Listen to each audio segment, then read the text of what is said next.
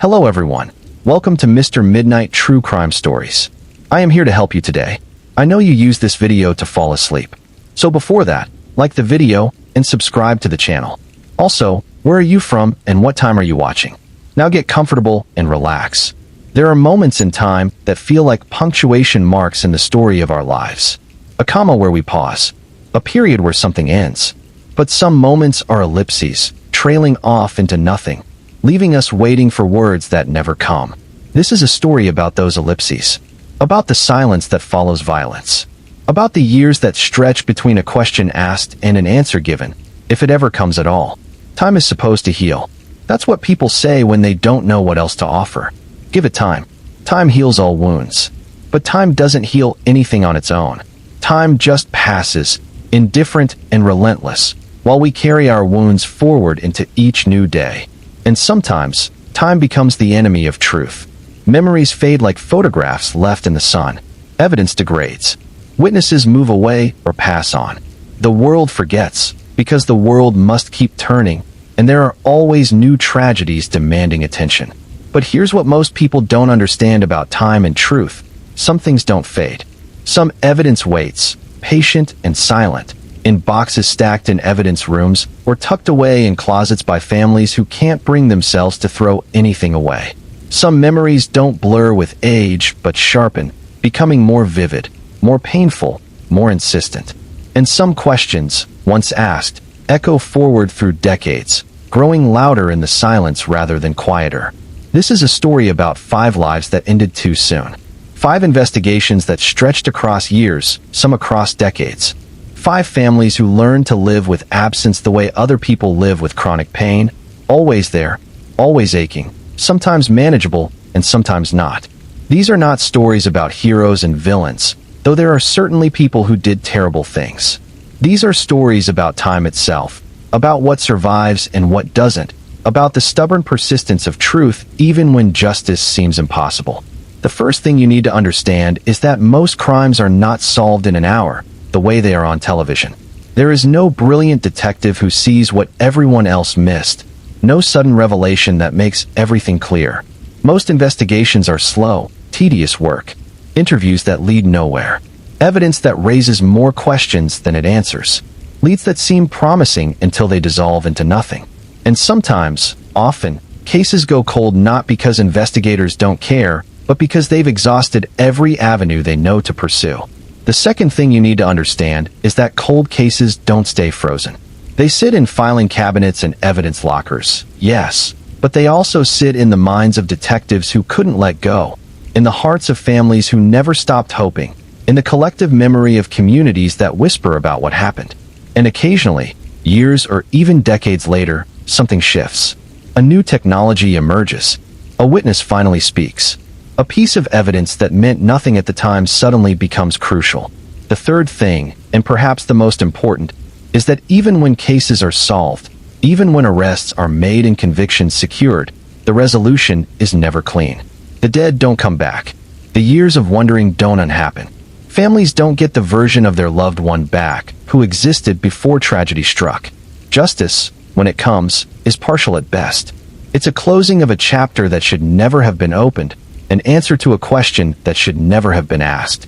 In the American West, distance can be a kind of violence all on its own. Between cities, there are vast stretches of scrubland and desert, mountains and forest, places where a person can vanish as completely as if they'd never existed. The landscape swallows secrets. Roads stretch for miles without another car in sight. Cell phone towers are sparse. In places like this, isolation isn't romantic or peaceful. It's dangerous. Arroyo Bend, Nevada, was that kind of place. Not quite a town.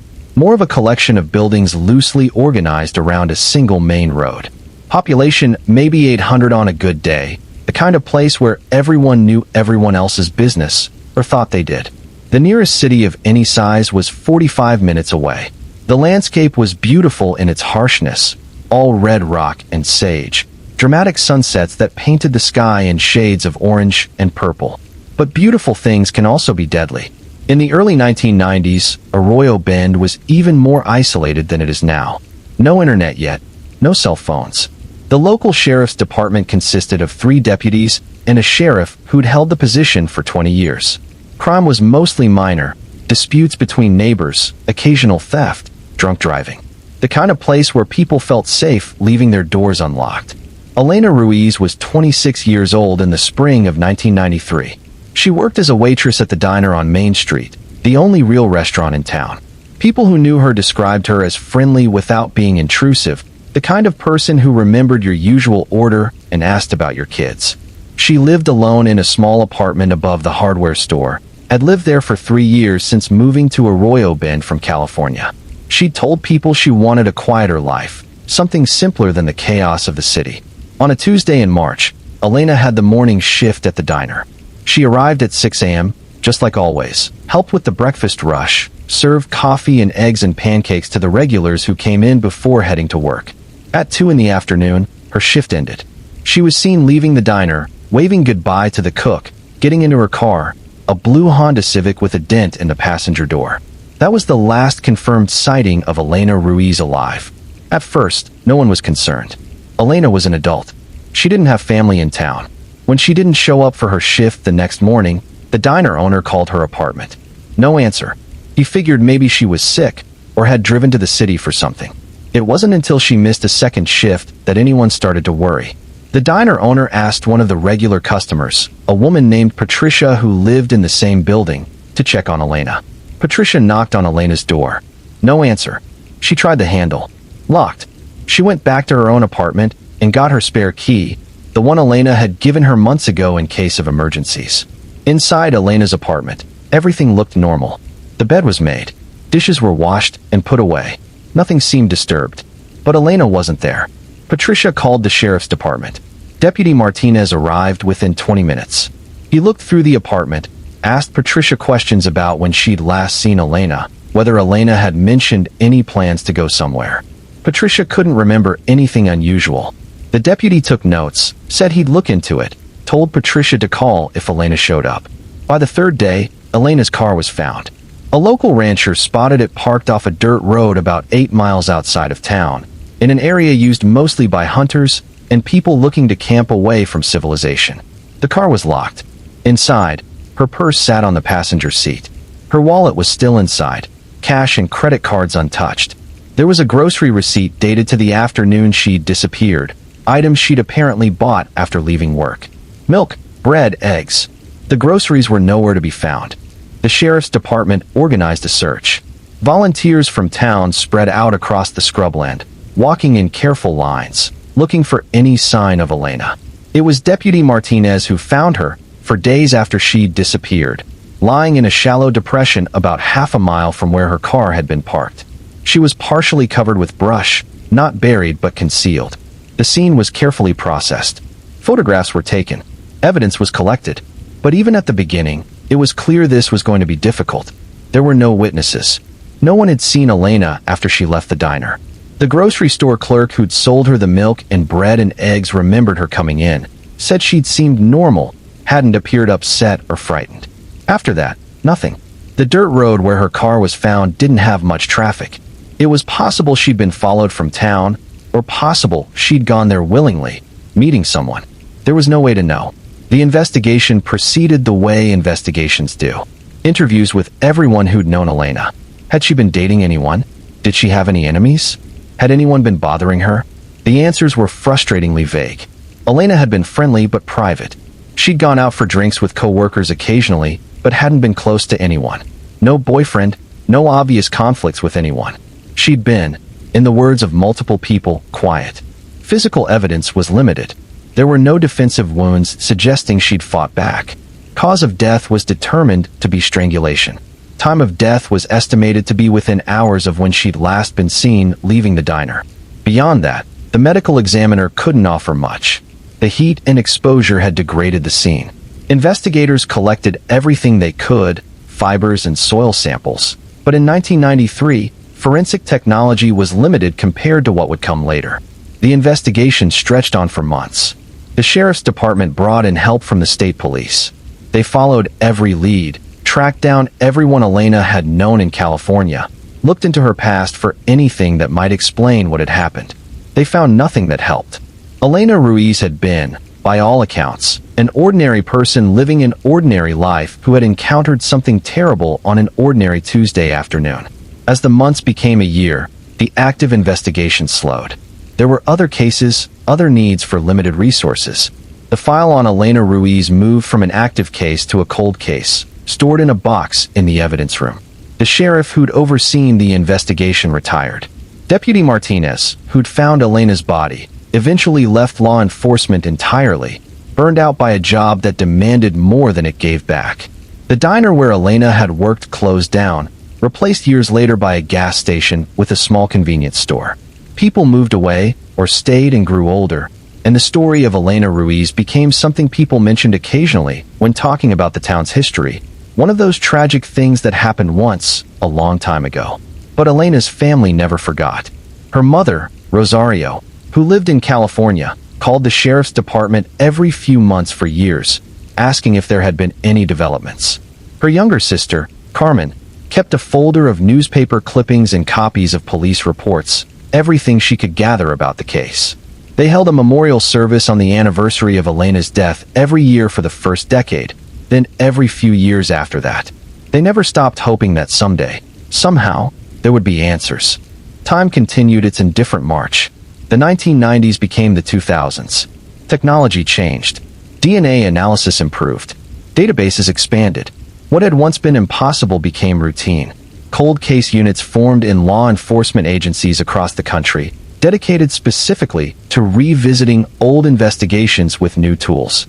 In 2019, 26 years after Elena Ruiz was killed, a detective named Sarah Chun pulled her case file as part of a systematic review of unsolved homicides in the state.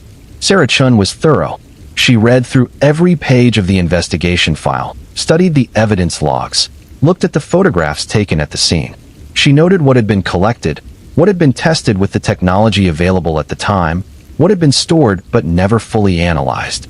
Among the items was a small collection of fibers found on Elena's clothing, along with trace evidence that had seemed insignificant in 1993. Sarah made a list of what could be retested with modern methods. The DNA analysis came back with a profile. Male. No match in the criminal database. That wasn't unusual. Many violent offenders had never been arrested for anything that would require DNA submission. But Sarah Chun didn't stop there. She'd heard about the emerging field of forensic genealogy, the use of public DNA databases, and family tree construction to identify suspects. It was a long shot, expensive and time-consuming, but the department had grant funding for cold cases. Sarah submitted the DNA profile to a specialized lab that worked with genealogical databases. Months passed. Sarah continued working other cases, but she thought about Elena Ruiz often. She'd printed one of the photographs from the case file and kept it on her desk, a reminder that this had been a real person with a real life, not just a file number. In the photo, Elena was smiling, standing outside the diner in her work uniform. She looked young and happy. Sarah wanted to give her family answers, even if those answers came decades too late. The genealogical analysis came back with a match, not to the suspect directly, but to a distant cousin. From there, the genealogists built out a family tree, identifying potential suspects who would have been the right age and in the right location in 1993. The list of names was short. One name in particular stood out: Marcus Hale. Marcus Hale had lived in Arroyo Bend in the early 1990s. He'd worked construction, moving from job to job across the region. In 1995, 2 years after Elena's death, he'd been arrested for assault in Arizona. In 2003, he'd been convicted of a violent attack on a woman in Utah, served 10 years, and been released. He currently lived in Colorado, working at a warehouse. His DNA was not in the criminal database because his Utah conviction had occurred before mandatory DNA collection became standard for all felons in that state. Sarah Chun contacted Colorado law enforcement. With their cooperation, she obtained a discarded item from Marcus Hale's trash, a soda can. The DNA from the can was tested against the profile from Elena's case. It was a match. Sarah felt a mixture of relief and anger. This man had been living his life for nearly 3 decades while Elena's family wondered and grieved. He'd committed other violent crimes, hurt other women. If he'd been caught in 1993, how many people might have been spared? The arrest happened on a cold morning in October 2019. Marcus Hale was taken into custody without incident. He was transported back to Nevada to face murder charges. The news made national headlines because of the genealogical connection, this new tool for solving old crimes. But for Elena's family, the headlines were secondary to the overwhelming emotion of finally knowing. Rosario Ruiz was 81 years old when she got the call from Detective Chen. Her first reaction was disbelief. After so many years, she'd begun to think they would never know what had happened to her daughter. Carmen, Elena's sister, was at her mother's house when the call came. She held Rosario's hand while Sarah Chen explained about the DNA, the genealogical analysis, the arrest. Carmen cried. Rosario didn't, not right away. She just kept asking if they were sure, absolutely sure, that this was the person responsible. The legal proceedings moved slowly, as they always do. Marcus Hale's defense attorney fought the genealogical evidence, arguing it was obtained improperly, that the science was unreliable. Judge after judge ruled against these arguments. The evidence was solid. In June 2021, Marcus Hale pleaded guilty to second-degree murder as part of a plea agreement. He was sentenced to 25 years in prison. He would be 90 years old before he was eligible for parole. At the sentencing hearing, Carmen Ruiz read a victim impact statement. She talked about her sister, about the person Elena had been. She talked about the decades of not knowing, the endless wondering, the way grief had shaped her entire family's life. She talked about her mother, who had waited so long for this day, and who should never have had to wait at all. When Carmen finished, she looked directly at Marcus Hale and said, "You took my sister. You took our chance to say goodbye. You took 26 years of our lives wondering. I hope you understand what you've done, though I doubt you ever will." Marcus Hale showed no emotion. He looked down at the table in front of him, his hands folded, his face blank. The judge pronounced the sentence. Bailiffs led him away. That was it. 28 years after Elena Ruiz was killed, there was finally an answer to who and why, though the why was never fully explained. Marcus Hale never gave a detailed statement about what happened that day, never expressed remorse or offered the family any real closure beyond the bare facts of his guilt. Rosario Ruiz died 3 months after the sentencing. She was 82. Carmen said later that her mother had been holding on, waiting for the case to be resolved, and once it was, she could finally let go. At Rosario's funeral, there was a photograph of Elena next to the casket, the same one from the diner, Elena smiling in her work uniform.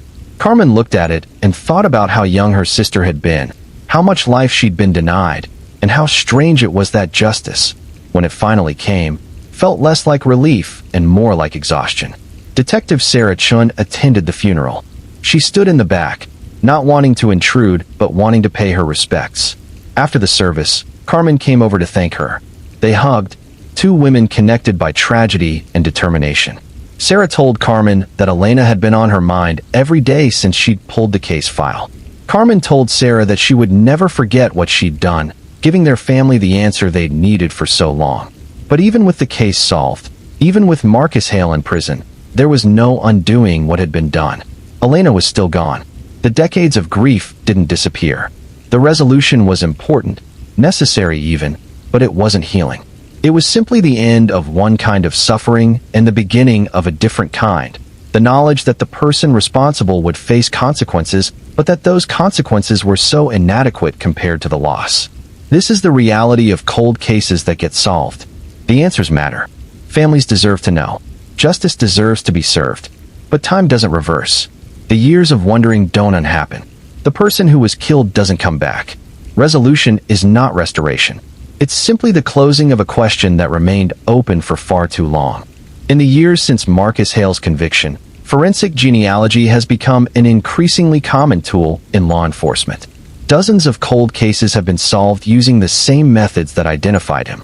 There's ongoing debate about privacy concerns, about the ethics of using DNA databases created for family connection purposes to catch criminals. These are important conversations, necessary discussions about the balance between public safety and personal privacy. But for families like the Ruizes, for people who have spent decades wondering who killed someone they loved, the technology represents hope where there was none before. Evidence waits. That's the lesson of Elena's case. Physical evidence, carefully preserved. can speak even decades later when the right questions are finally asked with the right tools. But preservation requires care, attention, resources. It requires someone deciding that even though a case is cold, even though years have passed, the evidence still matters. It requires storage space and cataloging systems and policies that prevent old evidence from being discarded. It requires investigators who care enough to pull old files and look at them with fresh eyes. The story of Elena Ruiz is not unique. Across the country, there are thousands of unsolved homicides, thousands of families waiting for answers, thousands of boxes of evidence sitting in storage. Some of those cases will be solved using new technology and renewed effort. Many will not. The difference often comes down to resources, to which cases get attention and which don't, to which families have the means and energy to keep pushing for answers, and which families have been worn down by time and disappointment. There is something else that needs to be said about cases like Elena's. We focus on the resolution, on the arrest and conviction, because that's the dramatic conclusion. But the real story is everything that came before. The decades of investigation that went nowhere. The detectives who worked the case and moved on or retired with it still unsolved. The family members who called and wrote letters and refused to let anyone forget. The evidence technician who carefully stored those fibers and trace elements, not knowing if they would ever matter, but treating them as if they would. The cold case detective who pulled the file when she could have chosen a different one. Justice is not one person's work. It's not one breakthrough moment. It's the accumulation of countless small decisions, the persistence of people who refuse to accept that some questions will never have answers. It's the waitress in the diner who remembered Elena's last shift clearly enough to give investigators a precise timeline. It's the medical examiner who documented everything thoroughly even though the case seemed impossible. It's the family who never stopped believing that truth would eventually surface. Between the scrublands of Nevada and the mountains of New Mexico, there are more miles of emptiness than most people who haven't lived in the West can understand. Drive for hours and see nothing but landscape, beautiful and indifferent. In places like this, people can disappear completely. It happened in the 1970s with disturbing frequency. Young women hitchhiking, traveling alone, trusting in the basic goodness of strangers. Sometimes that trust was well placed. Often enough, it wasn't. High Ridge Pass in northern New Mexico was a stretch of mountain highway known for its dangerous curves and steep drop-offs. In good weather, it was merely treacherous.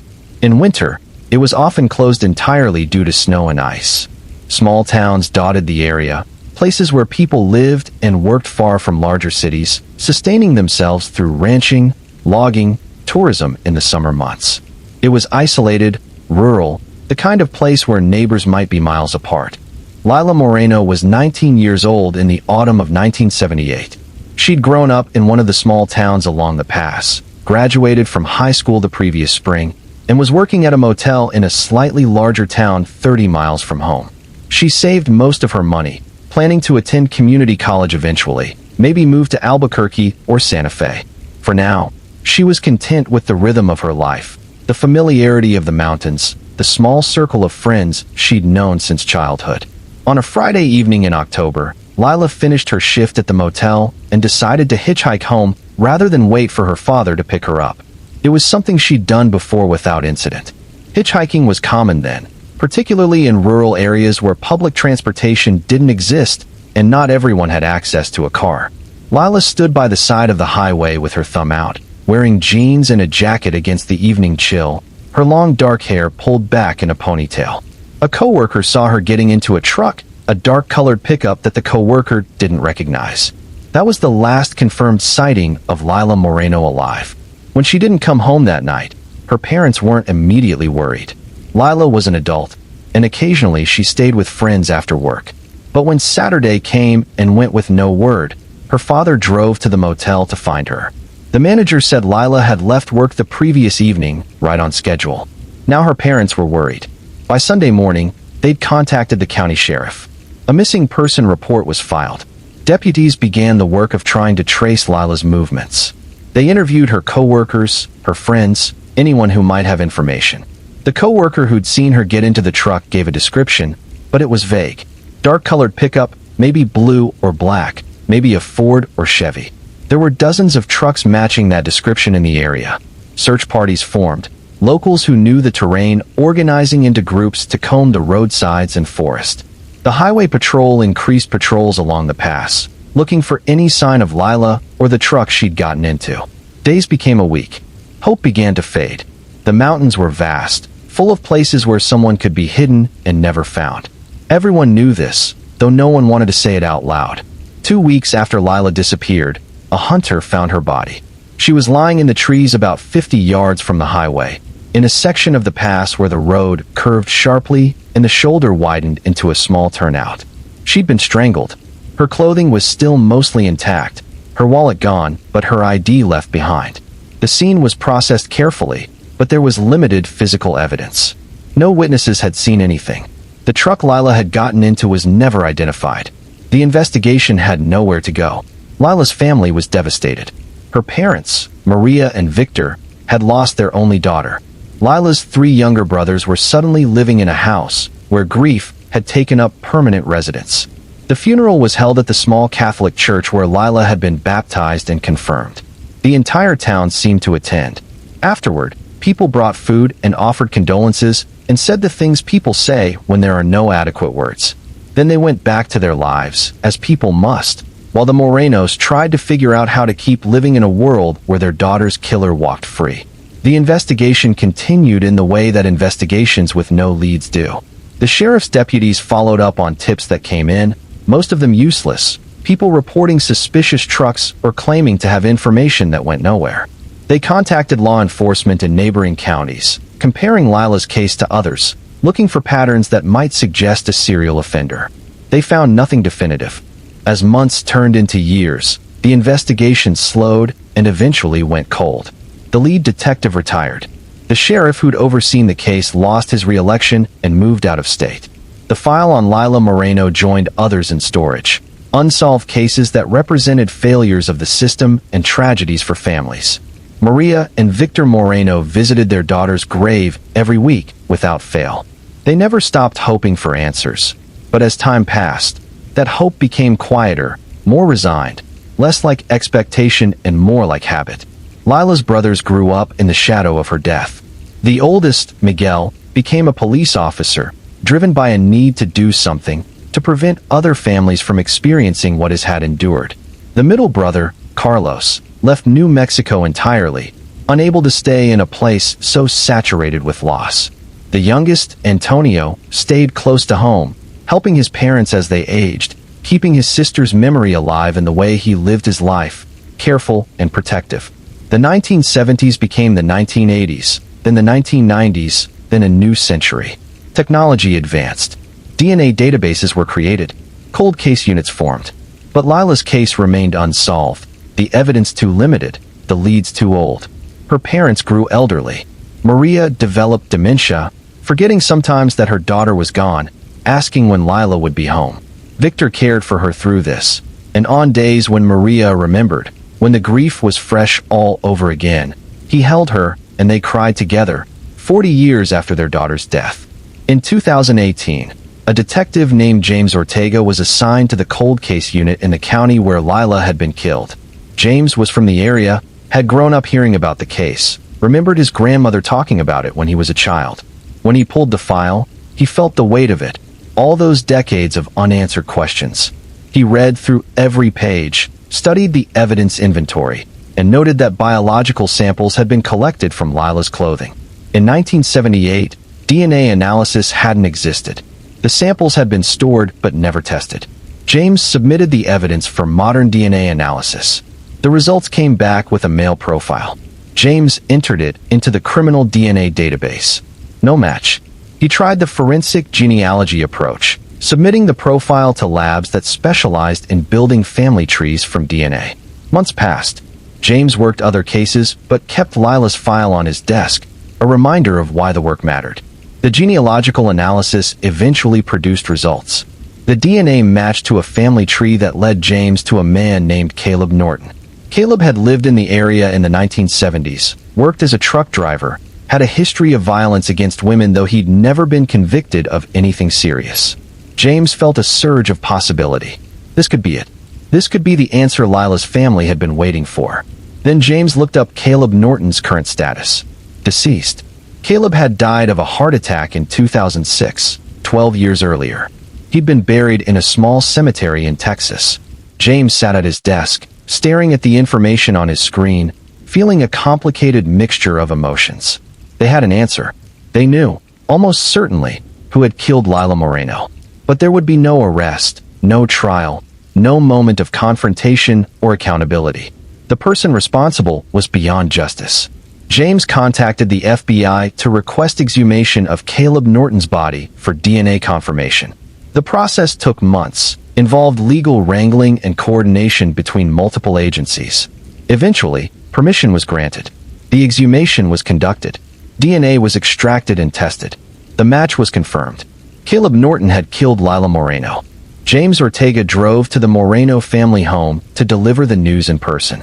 Victor Moreno was 92 years old, still living in the same house he'd raised his children in. Maria had died 2 years earlier, never knowing who had killed their daughter. Victor's sons were there, Miguel and Antonio. Carlos flew in from California when he heard the detective was coming. James sat in the living room where probably dozens of detectives and deputies had sat over the past 40 years, delivering updates that led nowhere. This time was different. This time, he had an answer. He explained about the DNA, the genealogical analysis, Caleb Norton. He showed them a photograph of the man, a driver's license photo from the 1970s. Victor stared at it, memorizing the face of the person who'd taken his daughter. "Is he in jail?" Victor asked. James had to tell him no. Had to explain that Caleb Norton was dead, had been dead for more than a decade. He watched Victor's face as this information registered. The old man nodded slowly, his expression hard to read. After a long moment, Victor said, "At least we know. After all this time, we finally know." But there was no satisfaction in his voice, no sense of relief. Just weariness and a kind of hollow acknowledgement. The family asked questions. James answered what he could. He told them about Caleb Norton's history, the other women he'd hurt, the pattern of violence. He told them that if Norton had been caught in 1978, Lila might not have been his last victim, that other families had probably suffered because he'd remained free. None of this made the news any easier to hear. Miguel, the son who'd become a police officer, asked if there was any way to pursue charges posthumously, any mechanism for officially holding Norton accountable. James had to explain that the criminal justice system doesn't prosecute the dead. The case could be officially closed, the findings documented, but there would be no trial, no conviction, no formal justice. Just knowledge. After James left, the Moreno family sat together in the living room that had seen so much grief. They looked at each other, these men who'd spent their entire adult lives shaped by their sister's death, and their elderly father who'd waited 40 years for this moment. What were they supposed to feel? Relief that they finally knew? Anger that the person responsible had lived free for decades before dying peacefully? Frustration that there would never be a trial, never be a moment in court where Lila's life and death were officially acknowledged? Victor picked up a framed photograph of Lila from the side table, the one that had sat in the same spot for 40 years. She was smiling, young, full of the future she'd been denied. "I wish your mother could have known," he said quietly. "She deserved to know." His sons didn't respond. There was nothing to say that would make any of it better. The news of the identification made local headlines, another cold case solved through DNA technology. Reporters called the Moreno family for comment. Miguel spoke to a few of them, explained that while they were grateful to know what happened, it was complicated to feel closure when the person responsible was beyond accountability. The reporters mostly wanted the dramatic angle, the solved mystery, the triumph of technology. They were less interested in the messiness of emotions, the way knowing didn't actually heal anything. Detective James Ortega officially closed the case. In the file, he wrote a detailed summary of the investigation, the DNA analysis, the genealogical work that had led to Caleb Norton's identification. He noted that while criminal prosecution was impossible due to the suspect's death, the case was resolved to the fullest extent possible. He included copies of all the documentation, the DNA reports, the family tree analysis, everything that demonstrated the chain of evidence. Then he put the file in storage, another closed case in a long line of them. But James thought about it often. The look on Victor Moreno's face when he'd learned the killer was dead. The way the family had struggled to figure out how to feel about information they'd wanted for decades, but that came in a form that offered no real justice. This was the reality of cold cases sometimes. Answers arrived too late, or in forms that couldn't provide the closure families hoped for. The truth mattered. Knowing mattered, but it didn't fix anything. In the months after learning about Caleb Norton, the Moreno family tried to process what they'd been told. Victor talked with a priest, trying to make sense of it all through his faith. Miguel researched Caleb Norton, finding what information he could about the man's life, trying to understand who had killed his sister. He learned that Norton had been married 3 times, divorced twice, that he'd been arrested for assault several times, but always got probation or short sentences. He learned that Norton had other victims, women who'd been attacked but survived, whose reports had been filed, and then largely ignored by law enforcement in an era when violence against women was often minimized. What haunted Miguel most was the thought that if Norton had been properly investigated after those early assaults, if the system had taken those women's reports seriously, Lila might still be alive. The failure wasn't just in solving the case after the fact. The failure was in prevention, in the casual dismissal of violence that allowed men like Norton to keep hurting people. Miguel couldn't change the past, but he could do his job better, take every report seriously, push back against the institutional indifference he sometimes saw in his colleagues.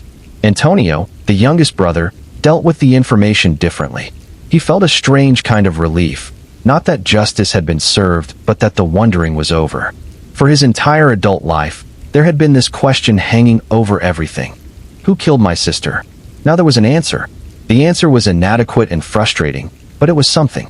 He could stop imagining scenarios, stop wondering if he'd seen the killer at the grocery store or passed him on the street. Caleb Norton was dead. He couldn't hurt anyone else. That was something. Carlos, who'd left New Mexico and built a life elsewhere, felt mostly anger.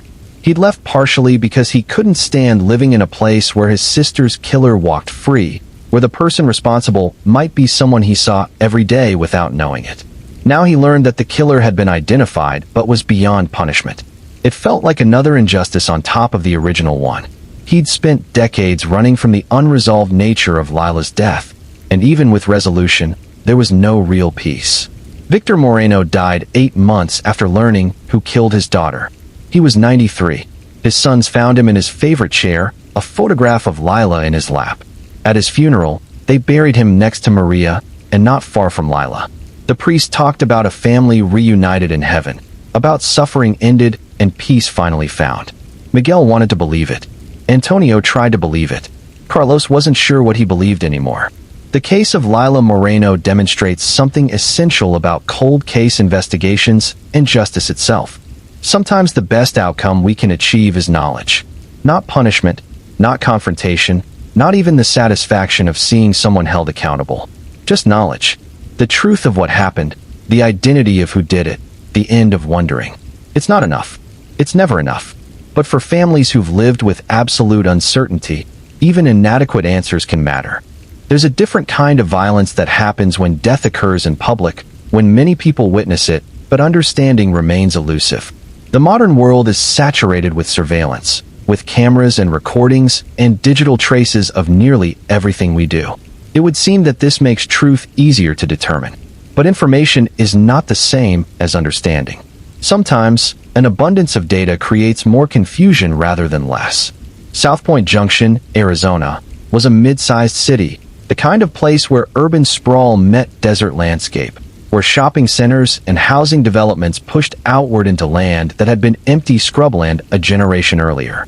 It was hot most of the year, the kind of relentless heat that made people move quickly from air-conditioned car to air-conditioned building, minimizing time spent outside. The city had grown rapidly, population doubling in 20 years, bringing with it all the complexities of modern urban life. Isaiah Coleman, who went by Zay, was 23 years old in the summer of 2024. He worked at a warehouse, the kind of massive fulfillment center that had become common in cities like South Point, processing orders for an online retail giant. He lived with 2 roommates in an apartment complex near the highway. He had a girlfriend, Tasha, who he'd been dating for 2 years. He played basketball on weekends with a group of friends he'd known since high school. By all accounts, he was an ordinary young man living an ordinary life. On a Saturday afternoon in June, Zay was driving through an intersection in a busy commercial area of South Point.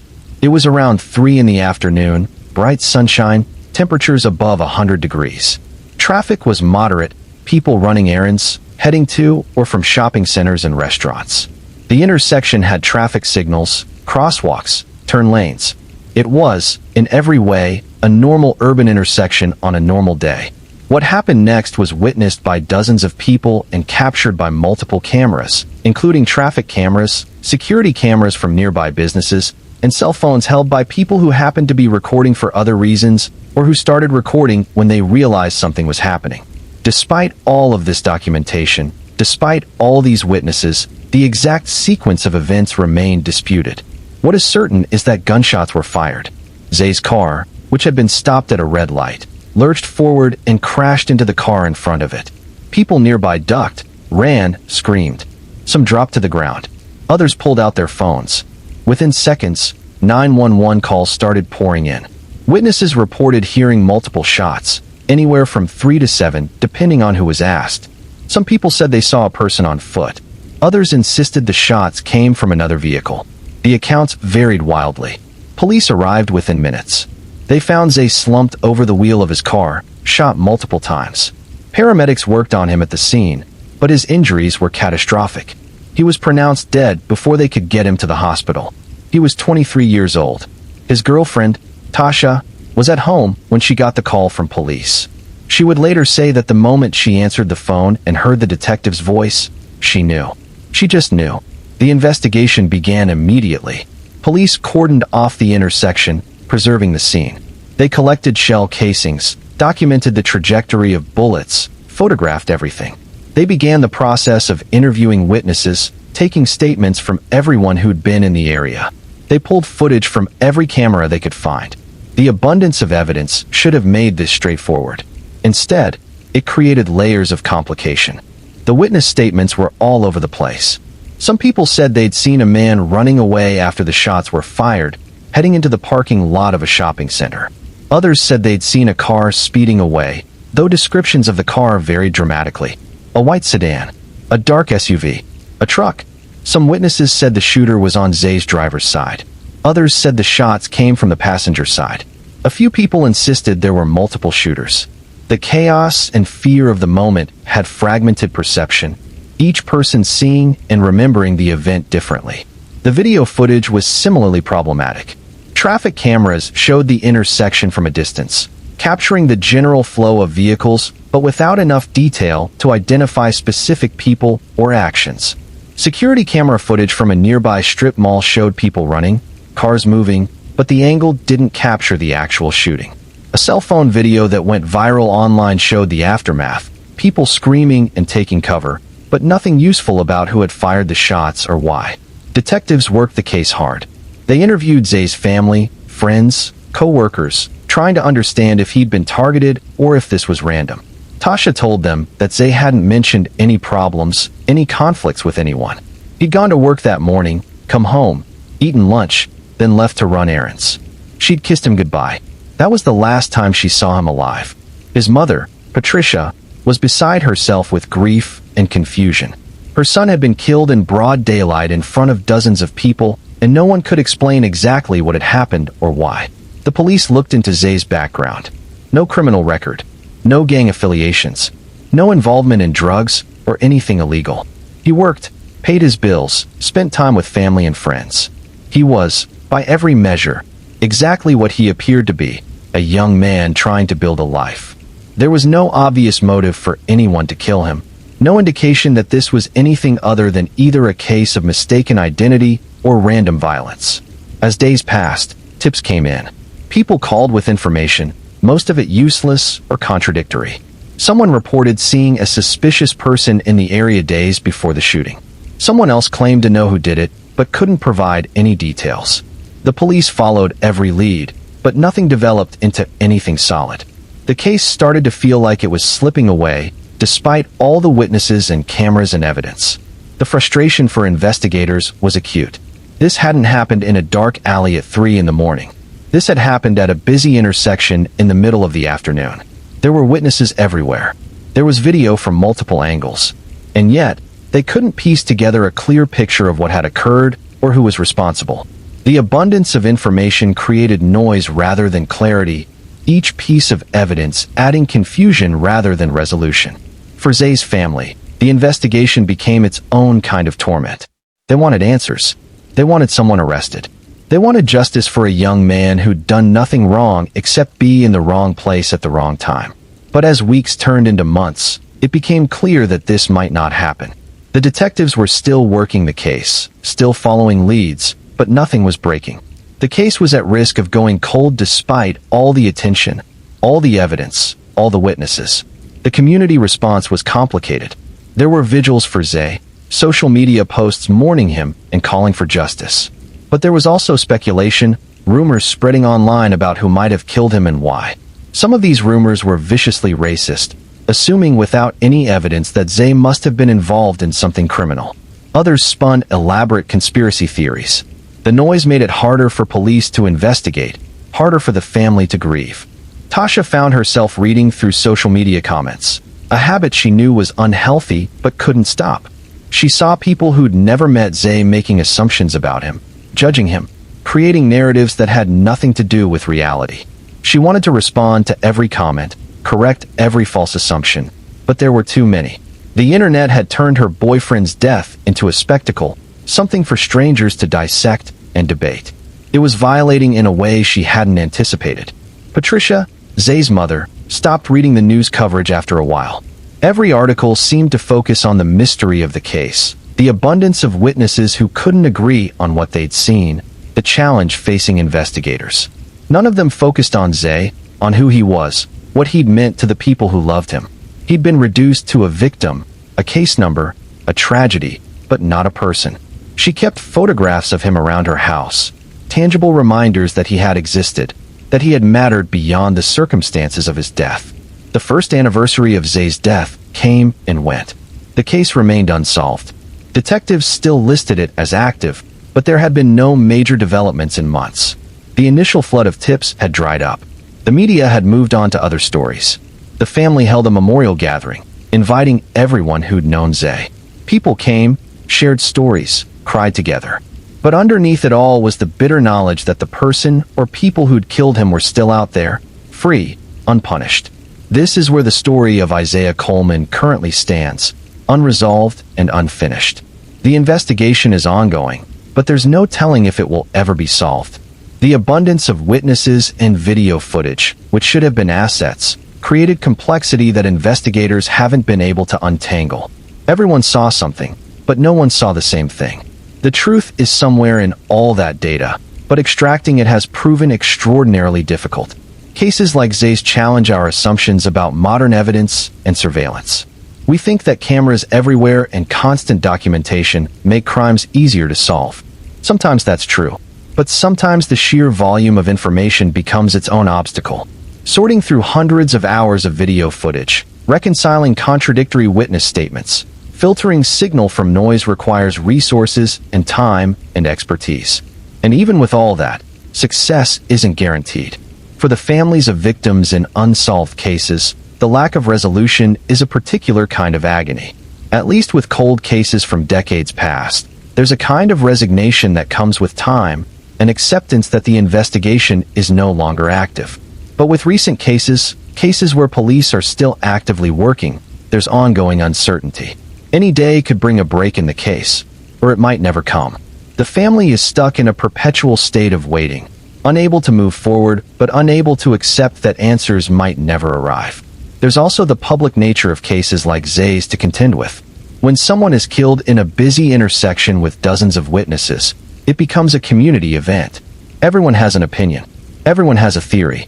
The family can't grieve privately because their tragedy is public, discussed, and debated by people who have no connection to them or their loved one.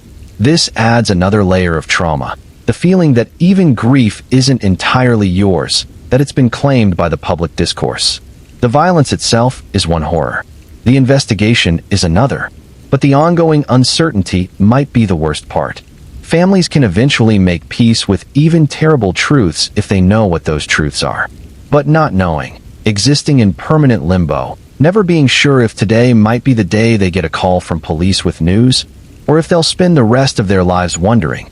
That's a specific torture that's hard for outsiders to understand. Zay's case remains open. Detectives still work on it when new information comes in or when they have time between other cases. His family still hopes that someday, someone will come forward with the information that breaks everything open, that leads to an arrest and trial and some form of justice. But as time passes, that hope becomes harder to maintain. The case isn't cold yet, but it's cooling, slipping from active investigation toward the filing cabinet where unsolved cases wait, maybe forever. If you've been watching this far, I want you to take a moment and hit that like button. It helps more than you know. And subscribe if you haven't already, because there are more stories like these that need to be told. Drop a comment below telling me where you're watching from. The support you show helps us continue bringing these stories to light. Now, let's continue. The digital age has transformed how we interact with each other, how we work, how we form relationships, and unfortunately, how people can harm one another. Technology that connects us can also be used to control, to surveil, to stalk. The traces we leave online, which feel ephemeral and intangible, can become evidence of both danger and wrongdoing. This is a story about how our digital lives have become inseparable from our physical ones, and how that created both risk and resolution in a case that might have been impossible to solve in an earlier era. Rainhaven, Oregon, was a city of about 100,000 people, situated in the Willamette Valley where rainfall was abundant and the landscape stayed green most of the year. It was a college town, home to a mid-sized university, with all the characteristics that came with that: coffee shops and bookstores, a downtown with murals and art galleries, a mix of longtime residents and students cycling through every few years. It was generally considered a safe place, the kind of city where people felt comfortable walking alone at night, where crime rates were lower than national averages. Naomi Keller was 31 years old and worked as an advocate for survivors of domestic violence. She'd been doing this work for 5 years, employed by a nonprofit that provided services to people escaping abusive relationships. Her job involved direct support, helping clients navigate the legal system, find housing, access resources. She also did community education, giving presentations about recognizing abuse, about how to help friends or family members who might be in dangerous situations. It was demanding work, emotionally exhausting, but Naomi felt it was important, that she was making a tangible difference in people's lives. Naomi had a public presence that came with her advocacy work. She maintained professional social media accounts where she shared resources, posted about events, discussed issues related to domestic violence and relationship abuse. She was careful about her personal information, didn't post photos of her home or details about her daily routine, maintained boundaries between her professional online presence and her private life. She'd been trained in digital safety as part of her work, understood the risks, took precautions. Evan Brooks had worked at the same nonprofit as Naomi for about a year, from early 2022 to early 2023. He was in an administrative role, handling scheduling and coordination. Colleagues described him as quiet, competent, somewhat socially awkward but professional.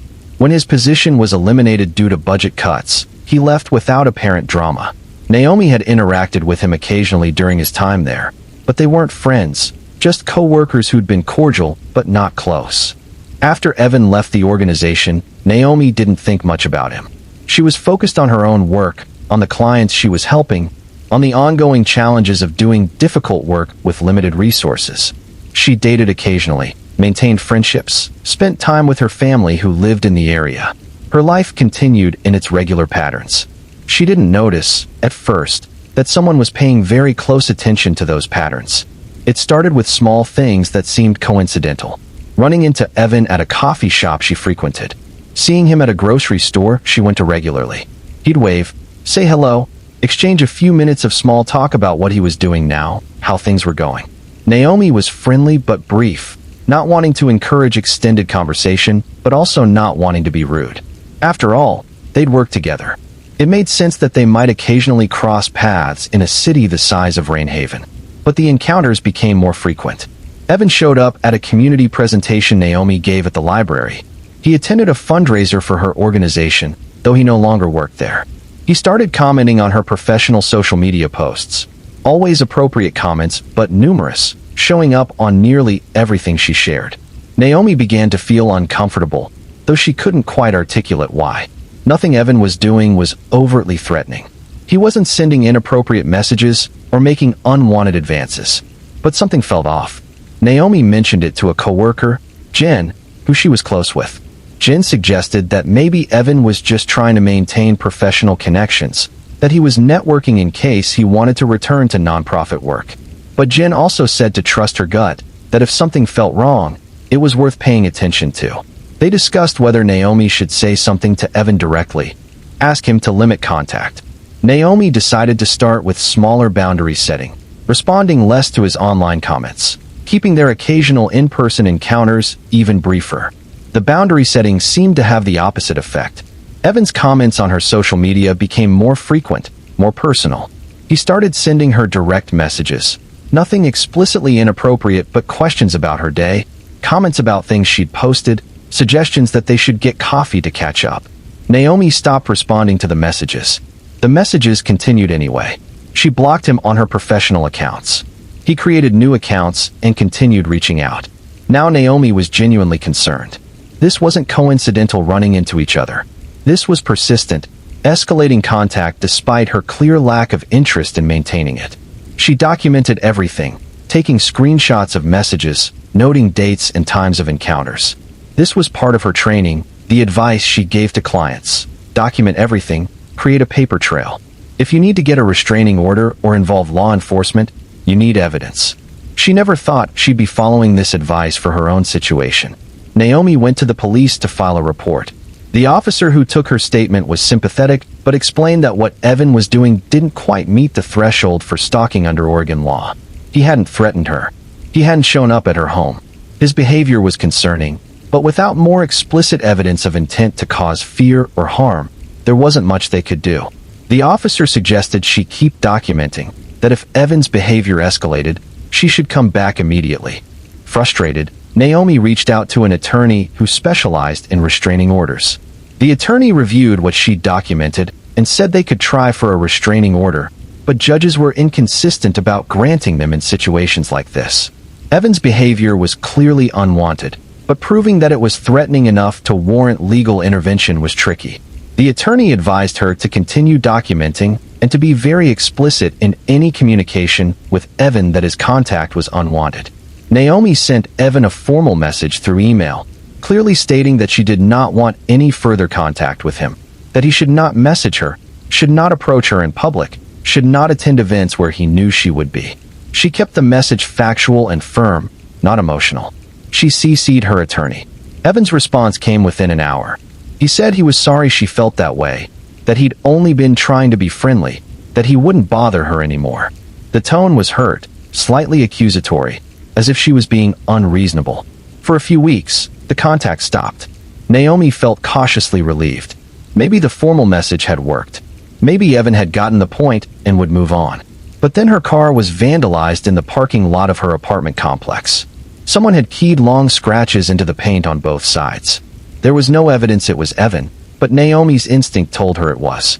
She reported it to police, mentioned her concerns about Evan, but without proof, there was nothing they could do beyond filing a vandalism report. A week later, Naomi's email and social media accounts were hacked. Whoever got into them changed her passwords, locked her out, began sending messages to her contacts from her accounts. The messages were designed to be embarrassing, claiming she was in crisis, asking people for money, sharing fabricated personal information. It took Naomi days to regain control of her accounts, to notify everyone who'd received the fake messages, to restore her professional reputation. This level of harassment was clearly beyond coincidental bad luck. Someone with technical knowledge was deliberately targeting her. Naomi went back to the police with this new information. A detective who specialized in cybercrimes got involved. He examined what had happened with her accounts, looked at the access logs and IP addresses. He asked Naomi who she suspected. She told him about Evan, about the escalating pattern of unwanted contact, the formal cease and desist message she'd sent. The detective did some investigating into Evan Brooks. He found that Evan had significant computer skills, had worked in IT before moving into nonprofit administration. He also found a restraining order in California from 3 years earlier, filed by a former girlfriend who'd claimed Evan was harassing and stalking her. The pattern was there. The detective told Naomi they would talk to Evan, question him about the hacking. But he also warned her to be very careful, to vary her routine, to let trusted friends know what was going on. When detectives interviewed Evan, he denied everything. Denied hacking Naomi's accounts, denied vandalizing her car, claimed the messages after Naomi had asked him to stop contact had been misunderstood. He presented himself as a victim of misunderstanding, suggested that Naomi might be unstable, creating drama for attention. The detectives didn't believe him, but belief isn't the same as proof. They couldn't arrest him based on suspicion and pattern alone. They needed evidence. Naomi installed security cameras at her apartment. She varied her schedule as much as her job allowed. She told her supervisor at work what was happening, and they implemented additional security measures at the office, requiring visitors to check in, installing cameras. Naomi hated living this way, constantly vigilant, always looking over her shoulder. But she also knew, from her work with domestic violence survivors, that this kind of hypervigilance could be the difference between safety and danger. One evening in October 2023, Naomi was walking to her car after work. It was already dark, the days getting shorter as autumn progressed. She had her keys in her hand, her phone in her pocket, following the safety protocols she'd taught countless clients. As she approached her car, she saw someone standing near it. Even in the dim light of the parking lot, she recognized Evan. Naomi stopped walking. Her heart rate spiked. She pulled out her phone, ready to call 911. Evan saw her movement and put his hands up, as if to show he wasn't threatening. "I just want to talk," he said. "Please. You've been ignoring me, blocking me, telling lies about me to the police. I just want a chance to explain." Naomi didn't respond. She turned and walked quickly back toward the office building, hitting the emergency contact she'd set up to speed dial 911. The operator answered, and Naomi explained in a calm but urgent voice that she was being followed by someone who'd been harassing her, gave her location, requested police immediately. She reached the office building and went inside, where her supervisor, Mark, was still working late. Mark took one look at her face and asked what was wrong. Police arrived within minutes. They found Evan still in the parking lot, sitting on the hood of Naomi's car. When officers approached him, he was cooperative, explaining that he just wanted to talk to Naomi, that there'd been a misunderstanding between them. The officers arrested him for trespassing and violating the restraining order Naomi had finally been granted after the hacking incident. Evan went without resistance, still maintaining that he'd done nothing wrong. This arrest changed things. With Evan in custody, detectives could get warrants to search his apartment and his electronic devices. What they found was disturbing. Evan had been conducting extensive surveillance of Naomi. He'd installed tracking software on her phone during the period when they'd worked together, before he'd left the organization. The software allowed him to see her location, read her messages, access her photos. He'd been monitoring her for over a year. His apartment contained printed maps marking Naomi's regular routes, the locations she frequented.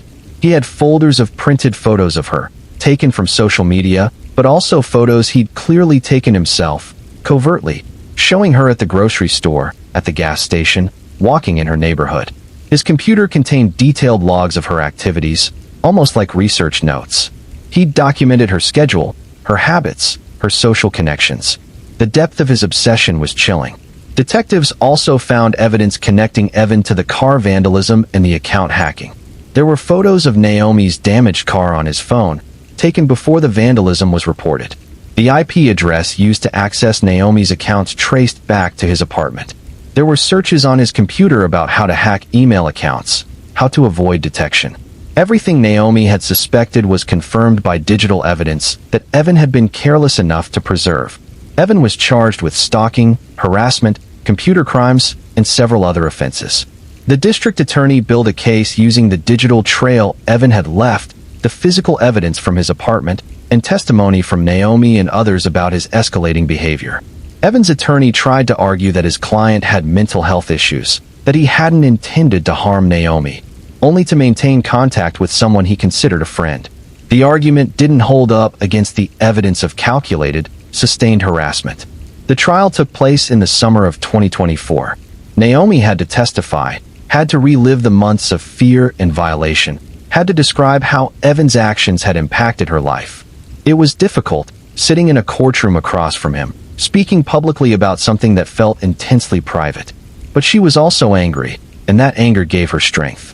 She looked at Evan directly while she testified, refusing to let him make her feel small or afraid. The jury deliberated for less than a day, guilty on all counts. Evan showed no emotion when the verdict was read. He was sentenced to 10 years in prison, with additional time on supervised release after that, including permanent restraining orders preventing him from contacting Naomi. The judge, during sentencing, explicitly stated that Evan's actions represented a serious danger, that his methodical surveillance and persistence despite clear boundaries being set demonstrated an escalating pattern that very likely could have ended in physical violence. After the trial, Naomi spoke to reporters. She wanted to be clear about several things. First, that she had done nothing to encourage Evan's attention. There was no prior romantic relationship, no mixed signals, nothing that could be construed as invitation. Second, that the technology that had made Evan's surveillance possible was something everyone should be aware of. Tracking software, spyware, hacking tools were readily available, and people needed to know how to protect themselves. Third, that believing victims of harassment and stalking was crucial. She'd gone to police multiple times before anything could be done, and if Evan had escalated to physical violence before they'd gathered enough evidence, the system would have failed her. The case received significant media attention, partially because of the digital surveillance aspect, partially because Naomi herself was an advocate who'd been victimized. It sparked conversations about online harassment, about stalking laws that needed updating for the digital age, about how technology companies could do more to prevent the misuse of their platforms and products for harassment. Naomi participated in these conversations, using her experience to advocate for better protections and more serious responses to stalking and harassment complaints. But privately, Naomi struggled. The violation of having been watched so extensively, of having her privacy invaded so thoroughly, affected her deeply. She had trouble trusting that she was truly safe, found herself constantly checking for signs of surveillance, experiencing anxiety in situations that should have been routine. She went to therapy, worked through the trauma, but it was a long process. The trial had brought closure in terms of legal justice, but emotional recovery took much longer. The case of Naomi Keller illustrates several critical points about crime and justice in the modern era. Technology creates new vulnerabilities, new ways for people to harm each other without physical presence. But that same technology also creates evidence, digital trails that can be used to establish patterns of behavior and hold perpetrators accountable.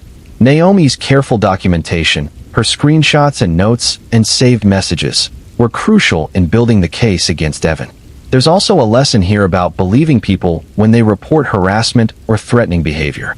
Naomi went to police early, when Evan's actions were concerning but not yet clearly illegal. She was dismissed initially, told that what he was doing didn't meet the threshold for intervention. How many cases of escalating harassment end in violence because the system doesn't or can't respond until that threshold is crossed? How many people are told their fear is overreaction, their concerns are exaggerated, only to have those concerns prove devastatingly accurate? Finally, there's the question of victim blaming that so often accompanies cases like this. Naomi had a public online presence because of her work. After her case became news, there were people who suggested she'd brought the harassment on herself by being visible online, by posting publicly, by being accessible. This completely misses the point. Having a professional online presence, sharing information publicly, being visible, none of these things are invitations for harassment or stalking. Naomi did nothing wrong.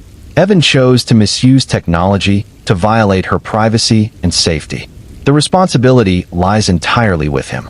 3 years after Evan Brooks was convicted, Naomi is still doing advocacy work, though she's moved to a different organization and focuses now on digital safety and cyberstalking. She gives workshops on protecting your online presence, recognizing signs of digital harassment, documenting evidence for legal action. She's turned her traumatic experience into a platform for helping others avoid similar situations or know how to respond if they find themselves targeted. It's meaningful work, but she admits there are days when it's hard, When talking about surveillance and stalking brings back the fear and violation she felt. Evan remains in prison. He'll be eligible for parole in 2031. Naomi has requested that she be notified before any parole hearing so she can submit a statement, can ensure that those making decisions about his release understand the full scope of what he did and the impact it had. She doesn't know if she'll attend the hearing in person or submit a written statement. She has years to decide. For now, she focuses on her work, her healing, her life moving forward. The conviction in Naomi's case was possible because of the evidence trail Evan left. Digital surveillance creates records. Hacking leaves traces.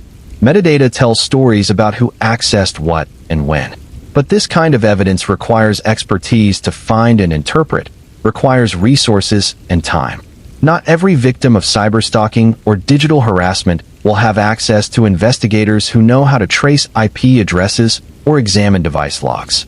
Not every police department has cybercrime units. There's a gap between the technology that enables these crimes and the capacity of the justice system to respond to them. There's also the reality that many people don't realize they're being surveilled until significant damage has been done.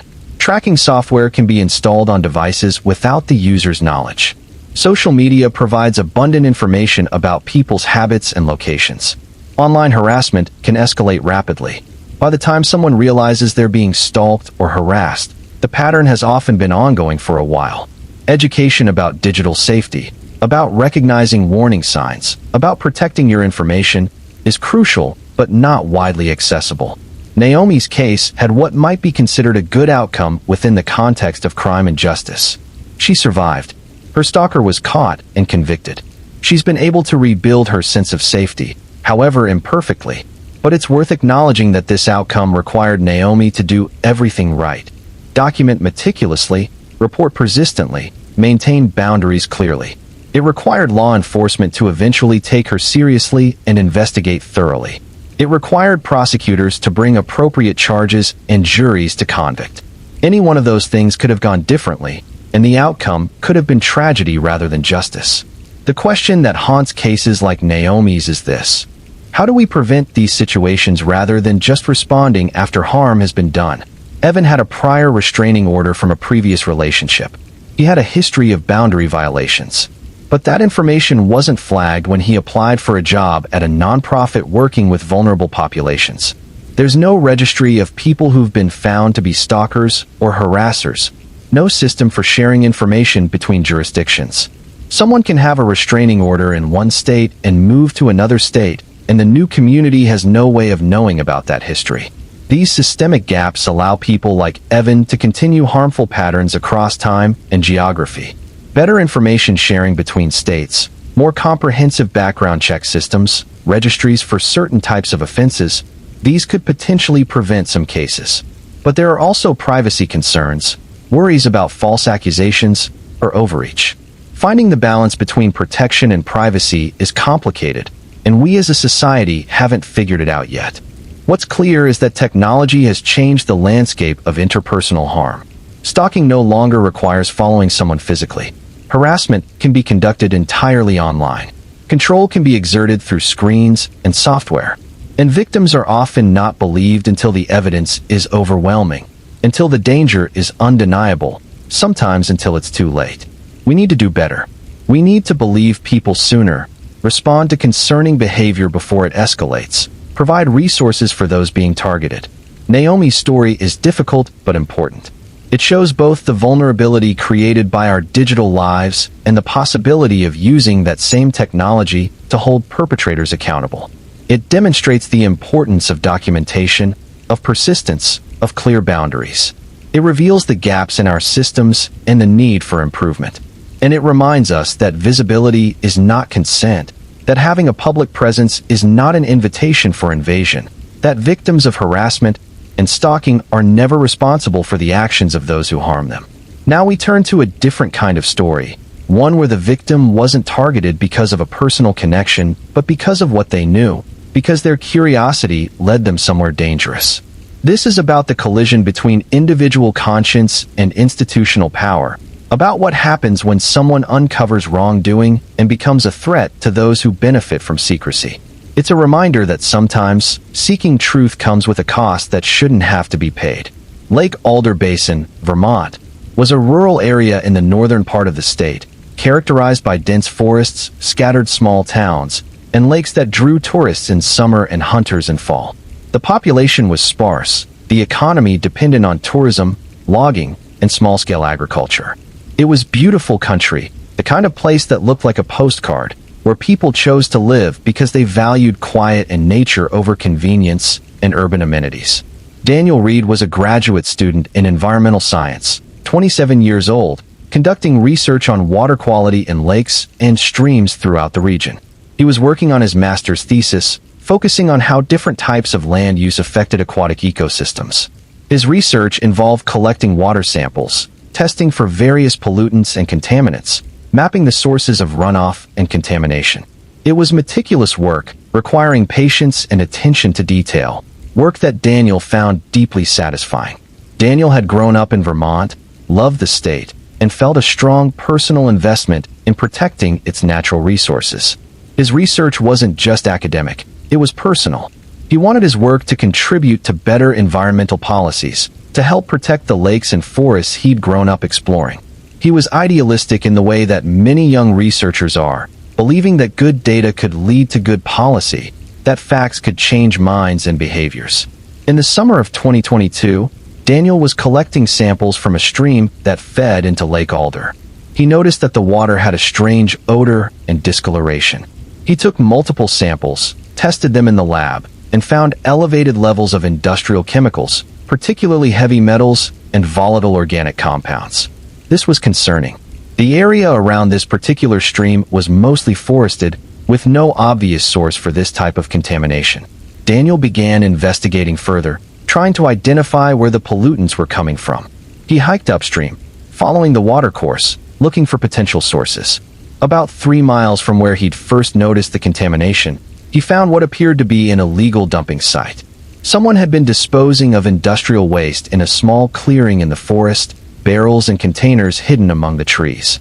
The waste had been leaching into the ground and into the stream. Daniel photographed everything, documented the location, collected samples of the waste material for analysis. Back in the lab, analysis confirmed that the waste was industrial, likely from manufacturing or chemical processing. Daniel reported his findings to the state environmental agency. He provided all his documentation, his photographs, his test results, the GPS coordinates of the dumping site. He expected a quick response, an investigation, cleanup, prosecution of whoever was responsible. That's not what happened. Weeks passed with no apparent action. Daniel called the agency multiple times, asking about the status of the investigation. He was told they were looking into it, that these things took time. But there was something evasive in the responses, something that made Daniel uneasy.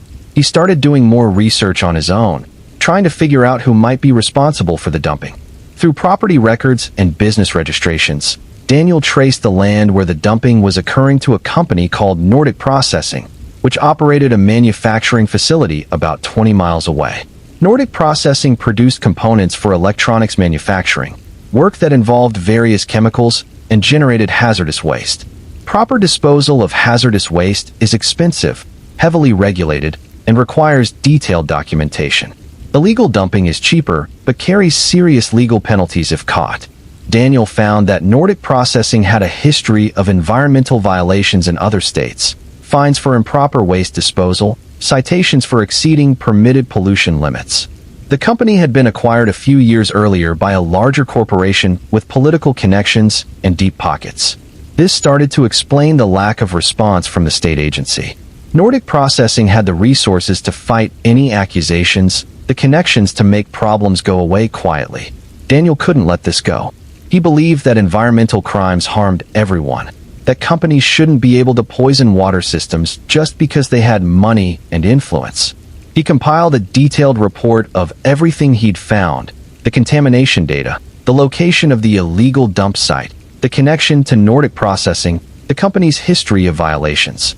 He sent copies to the state environmental agency, to the EPA, to the state attorney general's office, and to a couple of local journalists who covered environmental issues.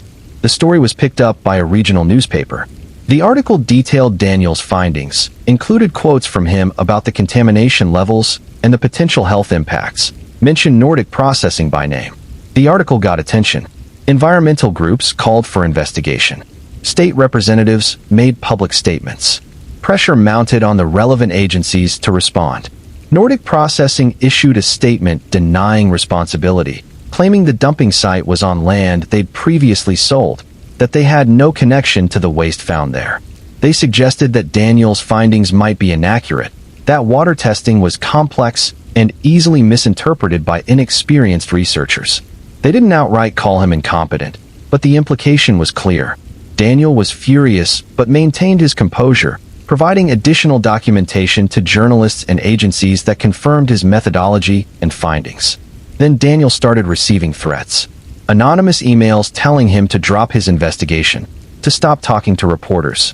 Phone calls from blocked numbers. Voices telling him he was making powerful people angry, that he should be careful. Daniel reported the threats to police, but was told there wasn't much they could do about anonymous communications unless there was a specific, credible threat of violence. He changed his phone number, improved his digital security, told his advisor and colleagues what was happening. In late September, Daniel went out on Lake Alder in a small boat to collect more water samples. He wanted additional data points to strengthen the case against Nordic Processing, to make it impossible for them to deny responsibility. He left early in the morning, planning to spend several hours on the water. His girlfriend, Sarah, was used to his long days in the field and wasn't concerned when he didn't return by afternoon. By evening, when Daniel still hadn't come back and wasn't answering his phone, Sarah started to worry. She drove to the boat launch where he'd left from and found his truck parked there. The boat was gone. She called the lake patrol, and they began a search. They found Daniel's boat adrift about a mile from shore, the motor off, the boat partially swamped with water. Daniel wasn't in the boat. His research equipment was there, his backpack, but no Daniel. Search and rescue teams scoured the lake through the night and the following days. Divers searched the areas where the boat had been found. The lake was deep and cold, visibility poor. After a week, Daniel's body was recovered from the lake. The medical examiner determined cause of death was drowning. There were injuries consistent with hitting his head, possibly on the side of the boat or the motor. The death was ruled accidental, the presumption being that Daniel had fallen and hit his head, then fallen overboard and drowned. But Daniel's family and friends were deeply skeptical. Daniel had grown up on these lakes, had been handling boats since he was a child. He was cautious, always wore a life jacket, was experienced with water safety. The idea that he'd simply fallen and drowned seemed unlikely. And the timing, right when he was in the middle of exposing Nordic Processing's illegal dumping, seemed more than coincidental. Sarah insisted that the police investigate this as something other than an accident. She told them about the threats Daniel had been receiving, about the pressure from Nordic Processing, about how worried he'd been in the weeks before his death. The police said they'd looked into it, but there was no evidence of foul play. The boat hadn't been tampered with. There were no signs of a struggle. Sometimes accidents happened, even to experienced people. Daniel's research advisor, Professor Helen Kimura, was also suspicious.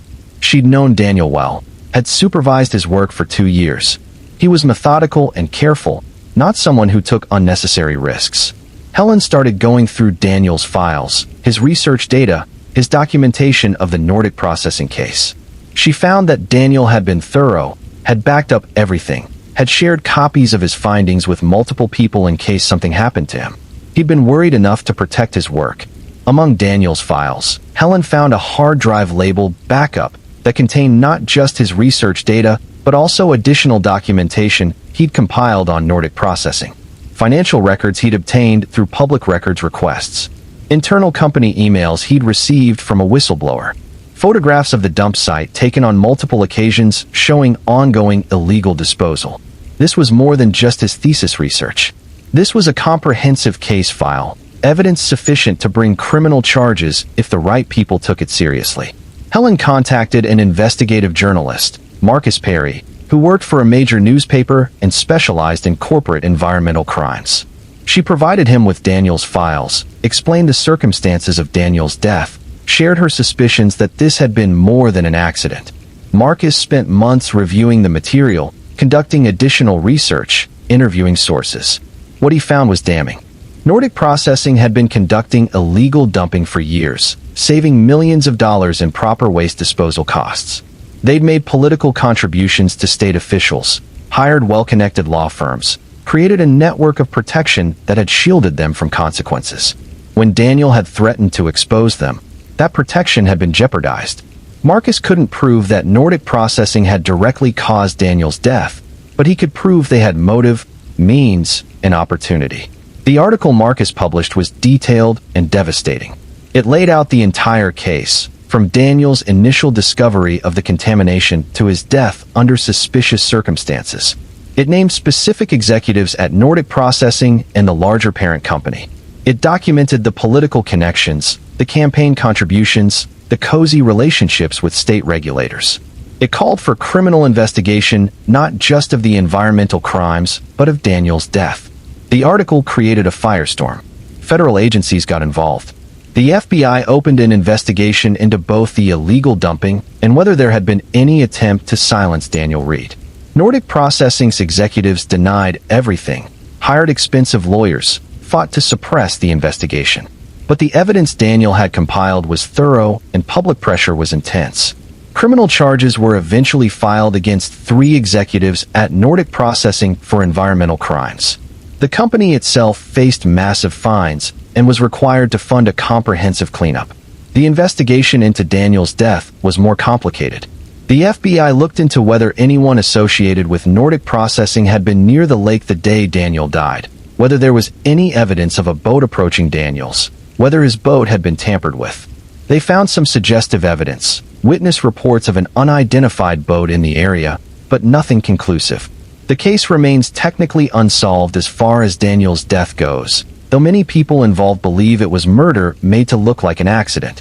Daniel's family filed a civil lawsuit against Nordic Processing, alleging that the company's illegal activities and subsequent threats had created the circumstances that led to Daniel's death. The case settled out of court for an undisclosed amount. The settlement included no admission of wrongdoing from Nordic Processing, but it came with agreement to fund an environmental scholarship in Daniel's name and to implement comprehensive compliance monitoring at all their facilities nationwide. For Sarah, Daniel's girlfriend, the settlement didn't bring closure. She'd lost the person she'd planned to build a life with. She'd watched him become increasingly worried and stressed in the months before his death. She'd told him to drop the Nordic Processing investigation, to focus on his thesis and let others handle the enforcement. He'd said he couldn't, that if he'd found this evidence and didn't do anything with it, he'd be complicit in the harm. His conscience wouldn't let him walk away.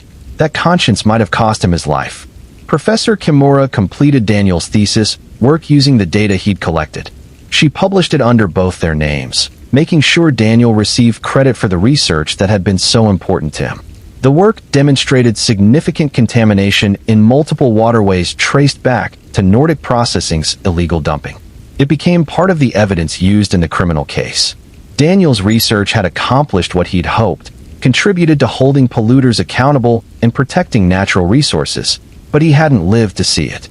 The case of Daniel Reed raises uncomfortable questions about what happens when individual citizens uncover corporate wrongdoing.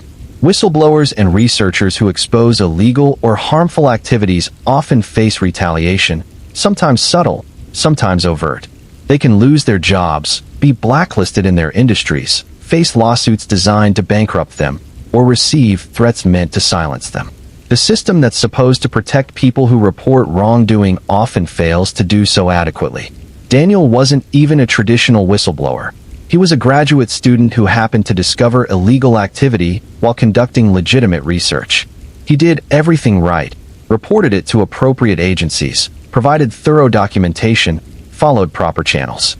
And still, he faced threats and possibly worse. The message this sends is chilling. Uncovering inconvenient truths can be dangerous. Powerful entities with resources and connections can make problems go away, including the people who create those problems by insisting on accountability. There's a broader pattern here that extends beyond environmental crimes.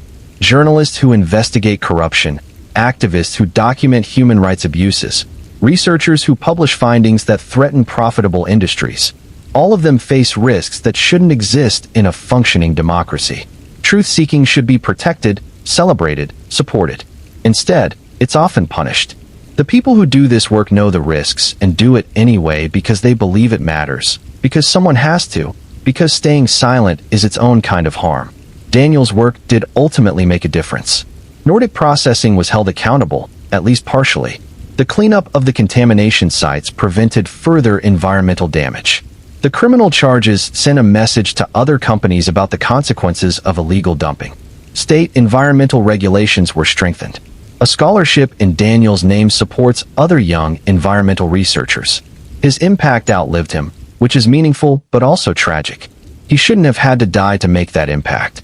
The question of whether Daniel's death was truly an accident or something more sinister will probably never be definitively answered. The FBI investigation is closed, filed under insufficient evidence. The people who might know the truth aren't talking. But circumstance and timing suggest something more than accident. Daniel was threats, was under pressure, was investigating powerful people, and then he died in a way that could plausibly be explained away as accident, but raised numerous red flags for anyone who knew him. This is the reality of many cases involving people who become inconvenient to powerful interests. The truth gets murky. Evidence is limited or contaminated. Investigations face obstacles. Even when criminal charges are brought, they often focus on the underlying crime being exposed rather than what might have happened to the person who exposed it. Justice is partial, incomplete, skewed toward protecting those with resources to protect themselves. 5 years after Daniel Reed's death, environmental groups in Vermont hold an annual memorial event on Lake Alder. They gather to remember Daniel, to recommit to protecting natural resources, to honor others who take risks to expose wrongdoing. His name has become symbolic of the cost of environmental advocacy, a reminder that this work isn't abstract or theoretical, but can have real consequences for real people. Sarah eventually left Vermont. Too many memories in a place that had become painful. She went back to school, got a degree in environmental law, decided that if Daniel had been willing to risk everything to expose illegal dumping, the least she could do was build a career around preventing that kind of harm. She works now for a nonprofit that provides legal support to environmental whistleblowers and researchers facing retaliation. She thinks about Daniel every day, wonders what their life together would have looked like, carries both grief and determination forward. Professor Kimura retired from teaching but continues to mentor graduate students doing environmental research.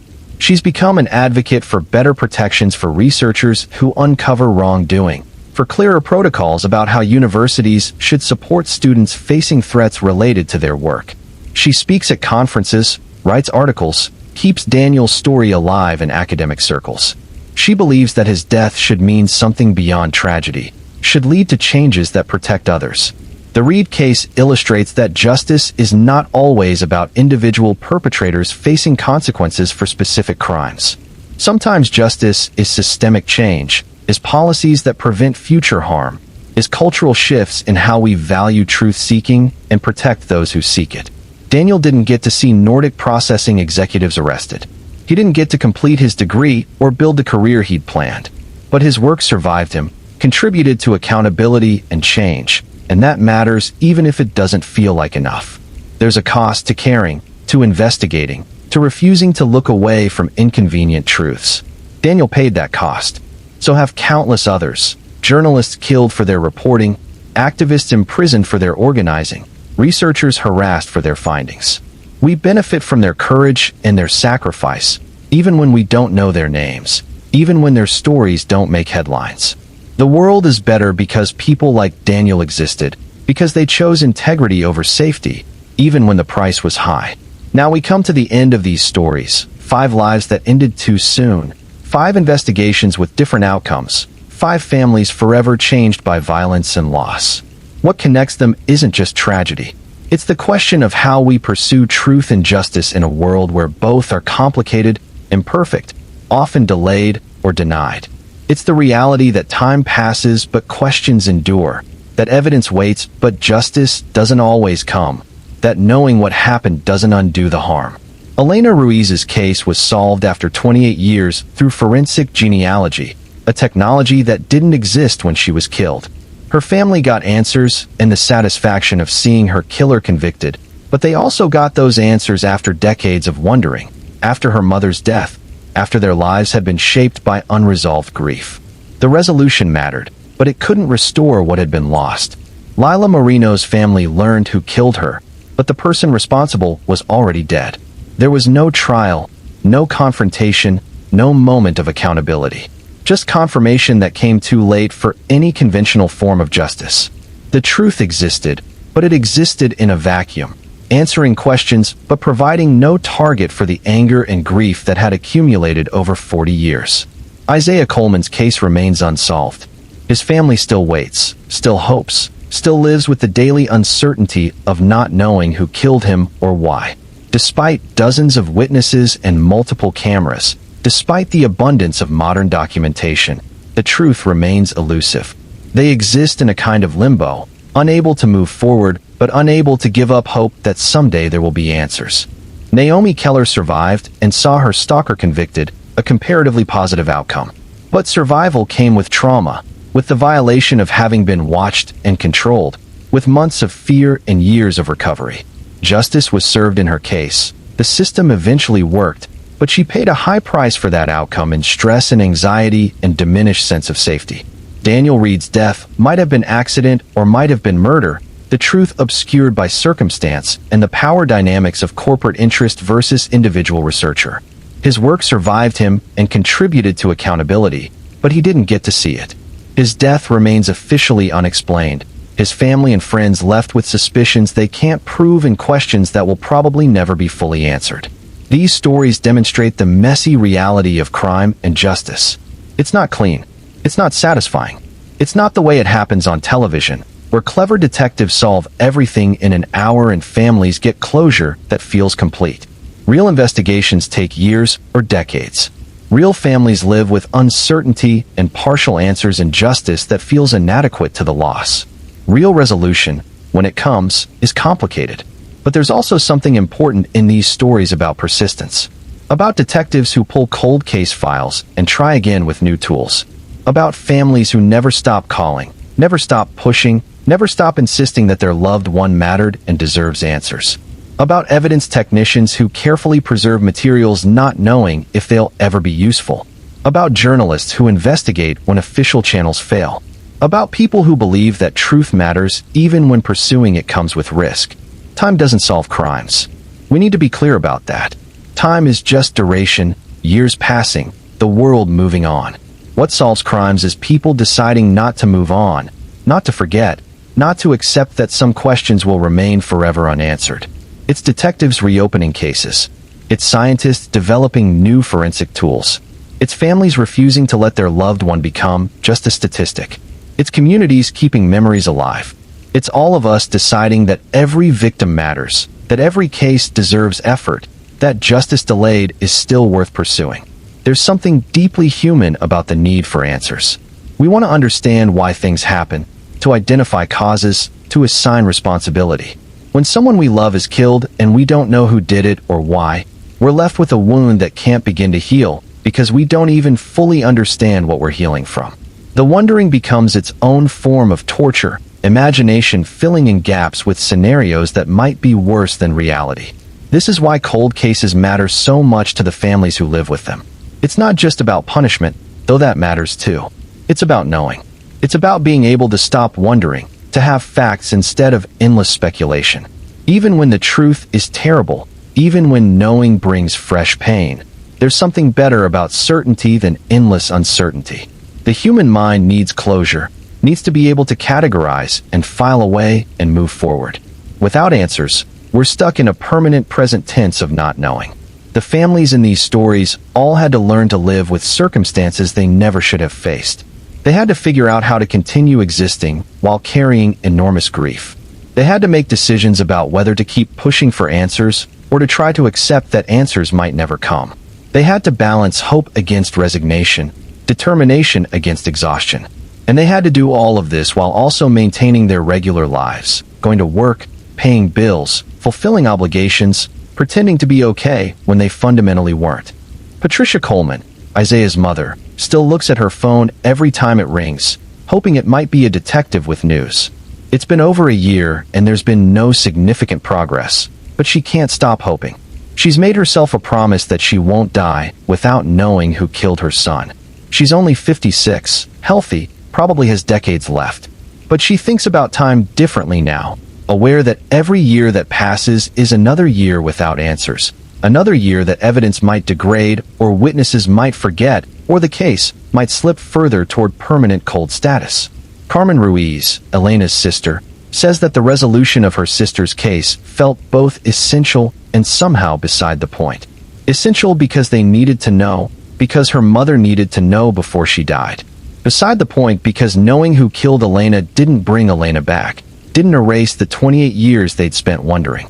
Carmen says people assume that solving a cold case feels like relief, like a burden lifted. For her, it felt more like exhaustion, like she'd been holding her breath for decades and could finally exhale. But the exhalation left her empty and depleted. Victor Moreno died knowing who killed his daughter, but unable to confront that person, unable to see any accountability. His sons debate whether that knowledge was better than not knowing. Miguel thinks it was, that their father deserved truth even if he couldn't get justice. Carlos isn't sure, thinks maybe his father would have been better off dying without having a face to attach to his grief, without knowing that the person who killed Lila had lived free for decades before dying of natural causes. Antonio doesn't think there was a better option, thinks all the possibilities were bad, and they just got one version of bad rather than another. Naomi Keller has written about her experience, about being stalked and harassed, and about the trial. She's been criticized by people who think she shares too much, who think survivors should be more private about their trauma. She disagrees. She thinks silence protects perpetrators, that shame and privacy are what allow harassment and stalking to continue unchecked. She talks about what happened to her specifically so that other people will recognize warning signs in their own lives, will know they're not overreacting, will understand they deserve to be believed and protected. Sarah, Daniel Reed's girlfriend, says the hardest part is not knowing for sure what happened. If she could know definitively that his death was an accident, maybe she could accept it, could stop imagining alternate scenarios. If she could know definitively that he was killed, maybe she could direct her grief toward appropriate targets, could have the clarity of knowing who to blame. But the ambiguity, the strong suspicion without proof, that's uniquely difficult. She exists in a space between accident and murder, unable to commit fully to either interpretation. The communities where these crimes occurred have been affected too. Arroyo Bend, Nevada, still talks about Elena Ruiz, though most of the people who knew her have moved away or died. The case becoming solved after so long was news, reminded everyone of a tragedy some had forgotten or never known.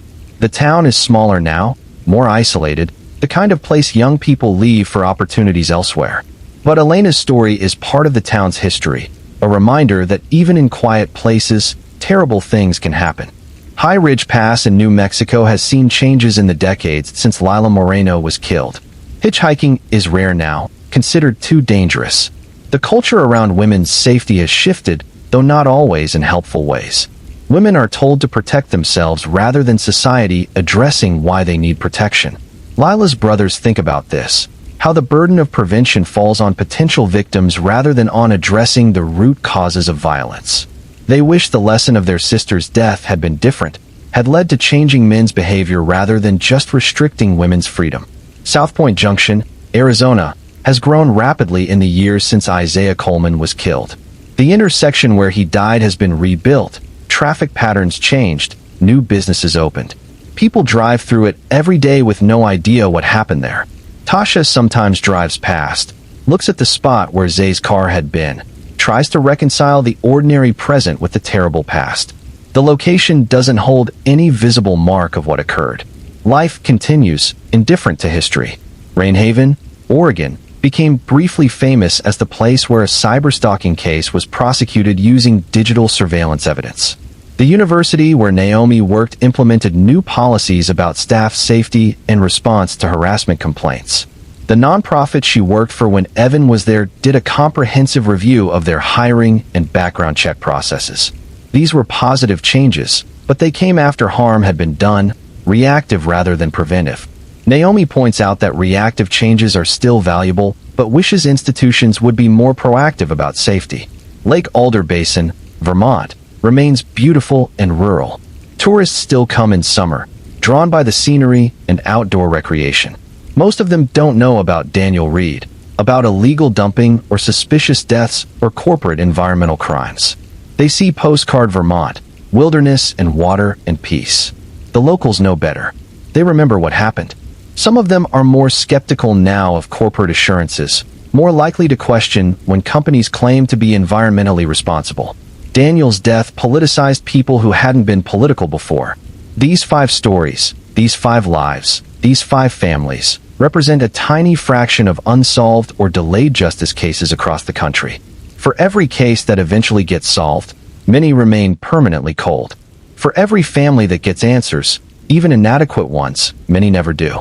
The resources for investigating old cases are limited. Forensic technology, while improving, is expensive and not universally available. Political will to fund cold case units waxes and wanes. Media attention is fickle, focusing on some cases while ignoring others. There are patterns in which cases get attention and which don't. Missing white women generate more media coverage than missing women of color. Victims from affluent families get more investigation resources than victims from poor families. Cases in urban areas with well-funded police departments get more forensic analysis than cases in rural areas with limited resources. These disparities are well documented and deeply troubling, reflecting broader societal inequalities. Justice shouldn't depend on race or class or geography, but it often does. The families of victims know these disparities intimately. They see other cases getting media coverage while theirs is ignored. They watch resources flow to some investigations while their loved one's case languishes. They understand that their ability to get answers might depend on factors that have nothing to do with the merit of their case or the severity of the crime.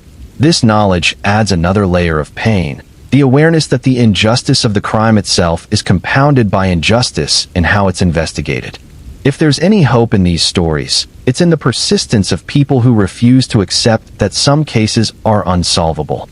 The detectives who volunteer their time to work cold cases after retirement. The forensic scientists who develop new techniques for analyzing old evidence. The journalists who investigate when official channels fail. The family members who become amateur investigators themselves, learning forensic science and legal procedures, keeping cases alive through sheer determination.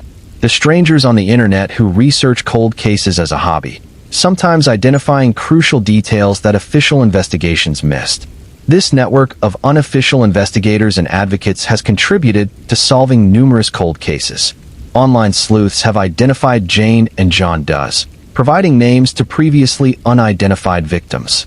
True crime podcasts have generated tips that broke open stalled investigations. Social media campaigns have kept pressure on law enforcement to continue working cases that had gone dormant.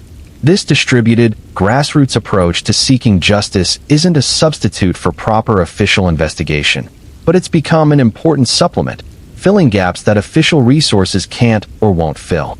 There are concerns about this trend too, of course. Amateur investigators sometimes spread misinformation. Internet sleuths occasionally harass innocent people based on speculation. The line between raising awareness and exploiting tragedy for entertainment can be blurry. Families of victims have complicated feelings about their loved one's case becoming subject to online speculation and discussion. Some appreciate the attention and help. Others find it invasive and painful. There's no simple answer about whether the benefits outweigh the costs. What's clear is that crime and justice have become increasingly public, increasingly participatory. People feel invested in cases they have no direct connection to. They want to help, want to contribute, want to be part of solving mysteries. This impulse comes from a good place, a belief that everyone deserves justice, that every victim matters. But it needs to be channeled responsibly, with respect for families and awareness of the harm that can come from well-meaning but misguided efforts. The 5 cases detailed here show different facets of this complex landscape.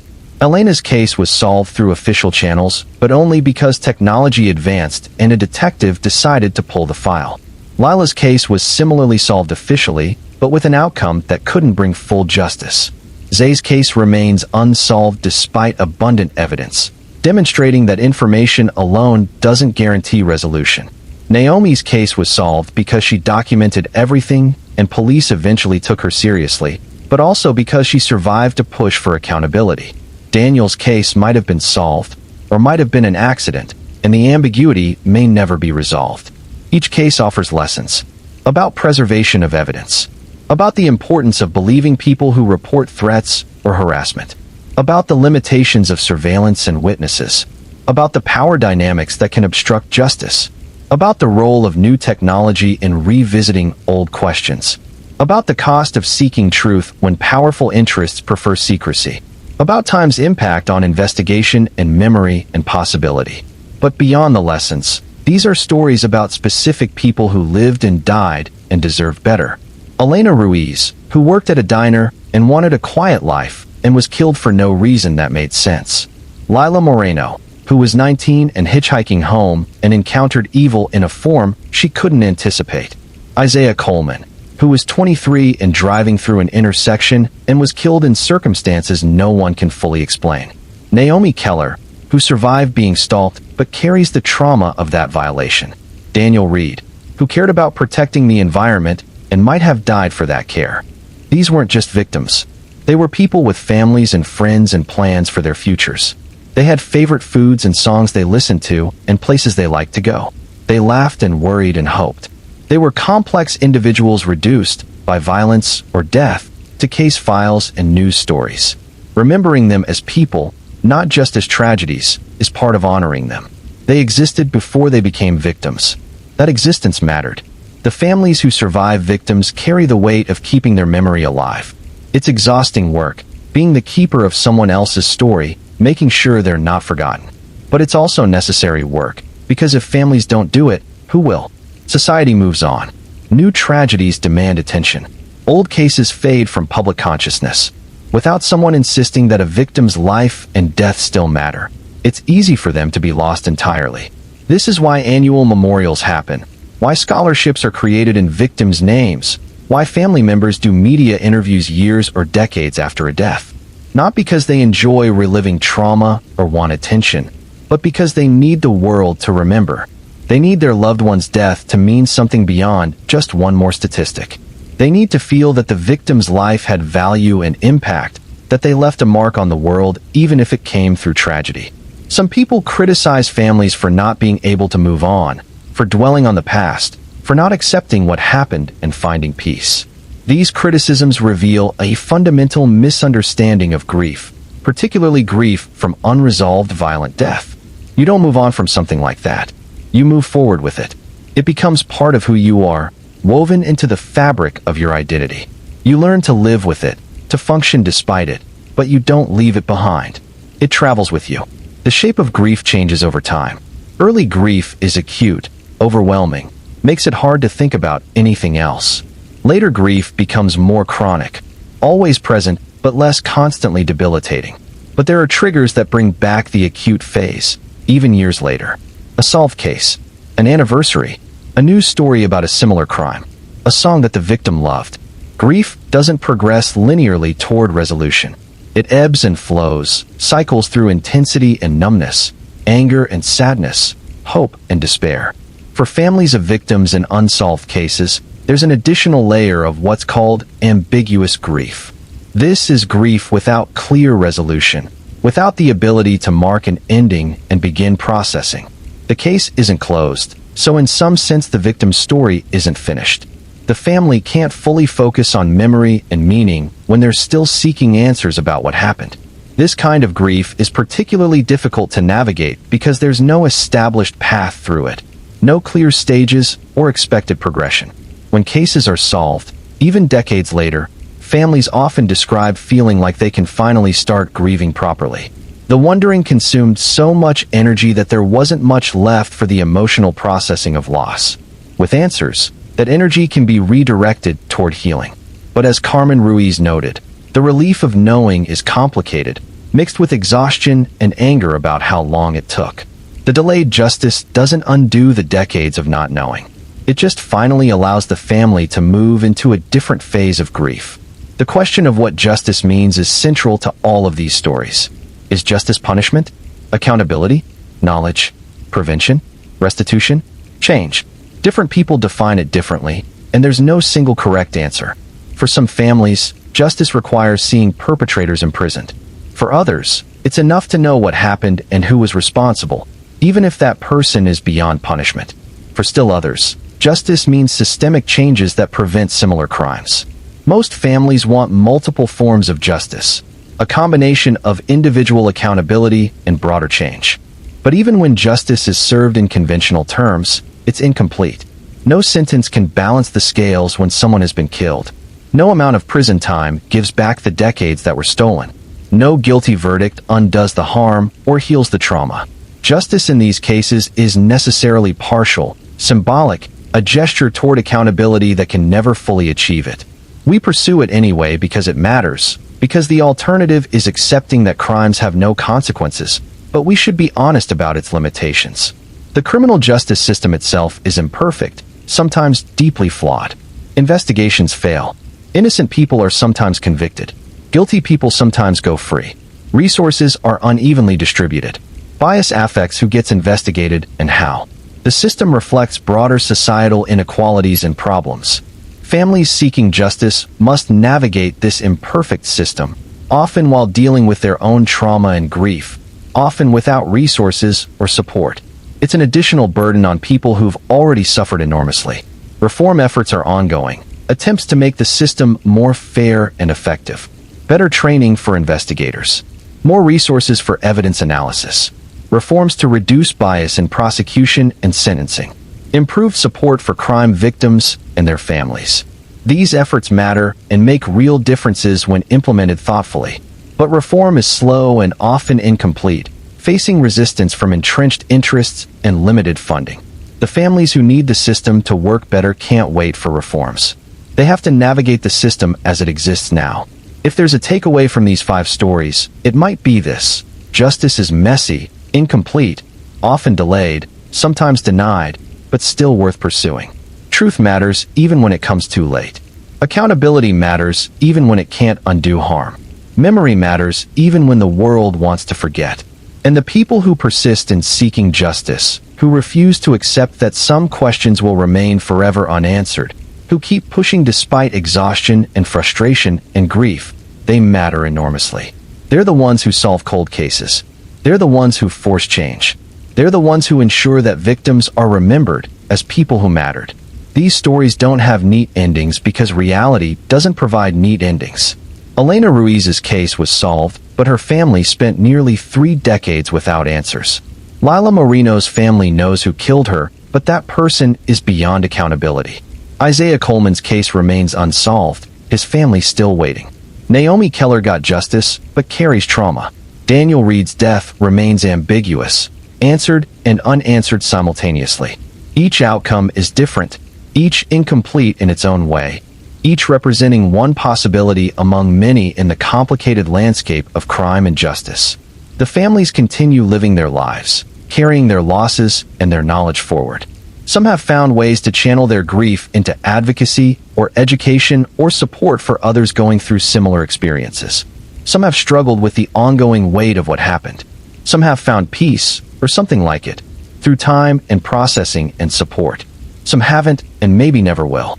There's no right way to survive this kind of loss, no timeline for healing, no formula for making sense of senselessness. What connects all these families is the experience of having their lives permanently altered by violence. They exist in a before and after, their personal histories divided by the moment everything changed. They remember who they were before, and they're different people now, shaped by loss and grief and the long process of seeking answers and justice. They didn't choose this transformation. It was forced on them by someone else's actions. But they've had to find ways to live with it, to build lives that accommodate this fundamental shift. Time does not erase truth. That's the title of this collection, and it's the thread running through all 5 stories.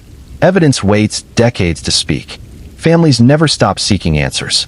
Technology advances and allows new questions to be asked of old data. People who know things eventually talk, whether years or decades later.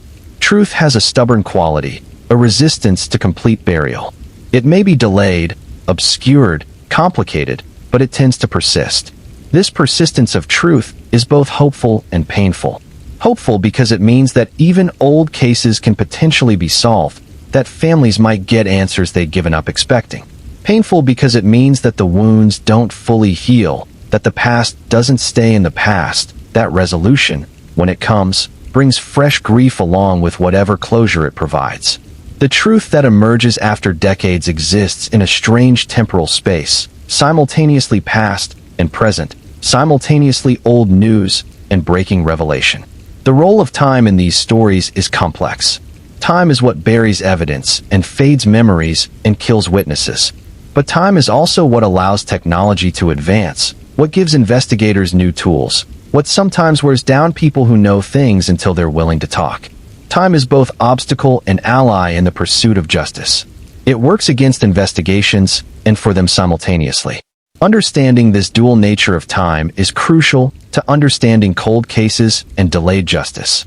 For the people living through these situations, time can feel warped. Days crawl by while years fly past. The period immediately after a death or crime feels endless, every hour heavy with shock and grief.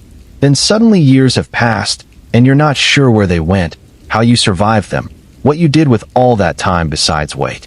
Families talk about this temporal distortion, how grief and uncertainty affect their perception of time's passage.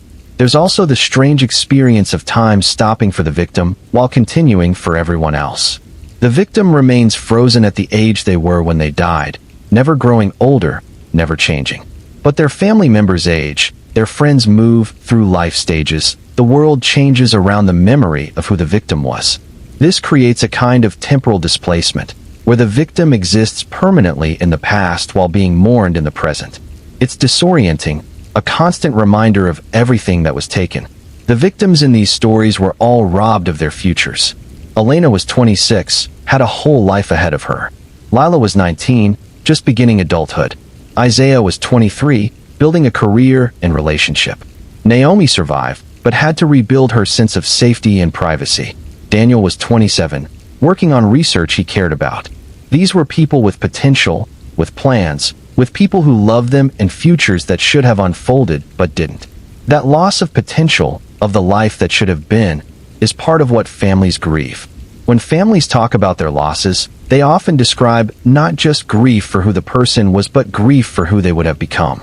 The milestones that won't happen, the experiences that won't be shared, the person they would have grown into over decades.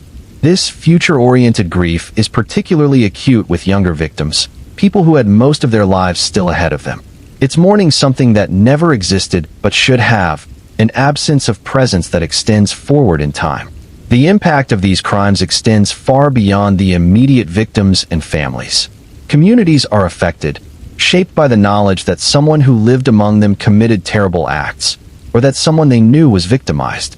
Friends of victims carry their own grief, and sometimes guilt, wondering if they could have prevented what happened or done something differently. Coworkers, neighbors, acquaintances, all find themselves caught in the ripple effects of violence that wasn't directed at them, but still touched their lives. There's also the impact on the investigators, particularly those who work cold cases. Reading files about decades-old murders, looking at crime scene photos of people long dead, speaking with families who've waited so long for answers, it takes a toll. Some investigators become deeply invested in specific cases, thinking about them outside work hours, feeling personal responsibility to solve them. The emotional weight of that work is significant, and not all police departments provide adequate support for people doing it. The journalists who cover these stories also experience impact. Researching violent crimes, interviewing grieving families, writing about trauma and loss, it affects you even when you're trying to maintain professional distance. Good crime journalism requires empathy, the ability to understand and convey the human dimension of tragedy. But empathy means feeling some portion of the pain you're documenting. Journalists working this beat often develop strategies for protecting their mental health, but the work still leaves marks. Even readers and viewers of true crime content experience impact, though of a different kind and scale. Consuming stories about violence and death can affect how you see the world, make you more fearful or vigilant, shape your understanding of safety and risk. This isn't necessarily negative. Some increase in awareness of danger is realistic and useful, but it can also become disproportionate, leading to anxiety that doesn't match actual risk levels. Finding a balance between awareness and anxiety is an ongoing challenge for people who engage with true crime content. The question of why people are drawn to true crime is itself complex. Some of the interest is probably voyeuristic, the same impulse that makes people slow down to look at car accidents. But much of it is more thoughtful than that. People want to understand how and why terrible things happen. They want to believe that crimes can be solved, that justice is possible, that there's order and meaning even in chaos. They want to learn how to protect themselves and people they care about. They're drawn to stories of survival and resilience and justice delayed, but eventually served. True crime content also serves an educational function, teaching people about the realities of the criminal justice system, about how investigations work, about the signs of dangerous situations or relationships. Naomi Keller's story, for instance, teaches about stalking and digital harassment, about recognizing escalating behavior and documenting it. Daniel Reed's story illustrates what can happen to whistleblowers and the importance of protecting people who expose wrongdoing. Each case offers lessons that viewers and readers can potentially apply to their own lives or use to advocate for change. But there's also responsibility in how these stories are told. Sensationalizing violence, focusing on gruesome details rather than human impact, treating victims as characters rather than people, all of these approaches are harmful. Good true crime storytelling respects the victims and families, focuses on substance over sensation, acknowledges complexity rather than oversimplifying. It's possible to tell these stories in ways that inform and honor rather than exploit. That's what this collection has attempted to do. The 5 cases detailed here represent different aspects of crime and justice, different outcomes and timelines and circumstances. But they're all rooted in the same fundamental tragedy. Someone's life was cut short by violence, and the aftermath of that violence extended forward in time, affecting families and communities and systems. The specific details differ, but the core experience of loss and the pursuit of understanding and accountability is shared across all of them. As we reach the end of these stories, it's important to acknowledge what hasn't been resolved. Isaiah Coleman's case remains open, his family still waiting for answers that may never come. The question of whether Daniel Reed was killed or died accidentally will probably never be definitively answered. Even the cases that were officially solved left families with complicated feelings about outcomes that couldn't restore what was taken. These loose ends aren't failures of storytelling. They're reflections of reality. Not everything resolves neatly. Not every question gets answered. Sometimes we have to live with uncertainty and incomplete information. This is hard for people to accept, especially in a culture that values closure and resolution. We want our stories to have endings, our questions to have answers, our problems to have solutions. But some situations resist that kind of tidy conclusion. Some losses can't be made sense of. Some crimes can't be fully understood. Some justice can't be achieved. Learning to live with that reality, to hold space for irresolution and ambiguity, is part of the work of surviving tragedy. The families featured in these stories have had to develop that capacity, that ability to exist with unanswered questions or inadequate answers. They've had to figure out how to move forward when the path isn't clear, when there's no guidebook for navigating their specific circumstances. They've had to find meaning in situations that feel fundamentally meaningless, had to build lives around losses that shouldn't have happened. It's extraordinary work, the kind that doesn't get enough recognition or support. If there's any message to take from these 5 stories, it might be this. Pay attention to the people around you who are living with loss and uncertainty. Believe them when they say something is wrong. Take their concerns seriously even when there isn't yet proof of danger. Support investigations even years after crimes occurred.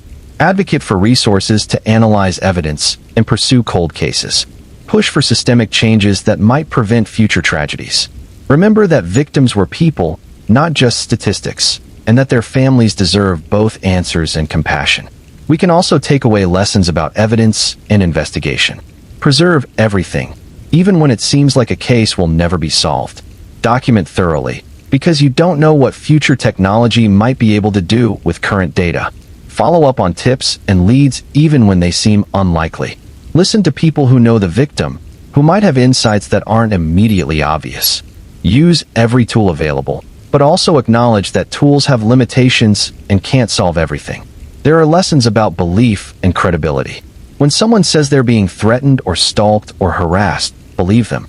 When patterns of behavior raise concerns, take them seriously. Don't wait for violence to occur before responding to warning signs. Create systems and policies that protect people who report wrongdoing or danger. Recognize that power imbalances affect who gets believed and who gets dismissed, and work actively to counter that bias. There are lessons about time and patience and persistence. Justice is often slow. Investigations take longer than we want them to. Answers come later than families need them. But giving up means accepting that some crimes will never have consequences, that some victims will be forgotten, that some families will never get the closure they deserve. Persistence, even in the face of long odds, matters. Every cold case that eventually gets solved demonstrates why we can't give up. There are lessons about technology and its double-edged nature. Forensic genealogy solves decades-old cases but raises privacy concerns. Digital surveillance enables stalking but also creates evidence trails. Social media connects people but can also expose them to danger. We need to develop technology thoughtfully, with consideration for both its benefits and its risks, with protections for the vulnerable built into systems rather than added as afterthoughts. There are lessons about systemic change and prevention. Individual cases are important. Individual justice matters. But we also need to look at patterns and address root causes. Why is violence against women so common? Why do some communities have more unsolved cases than others? How do we prevent corporate wrongdoing and protect whistleblowers? What policies and practices would actually reduce harm? These questions are harder than solving individual cases, but they're essential for making meaningful change. The 5 victims whose stories have been told here deserve better than what happened to them. They deserve to live their lives without violence, without their futures being stolen. Their families deserve not to have to experience the pain of loss and the frustration of seeking justice. The communities they lived in deserved not to be marked by these tragedies. None of what happened to them should have happened. That's the fundamental injustice at the heart of all of these stories. But in the aftermath of what happened, some things were done right. Evidence was preserved carefully enough to be useful decades later. Investigators refused to give up on cold cases. Families maintained pressure for answers even when it would have been easier to resign themselves to not knowing. Survivors documented and reported despite fear and social pressure not to make trouble.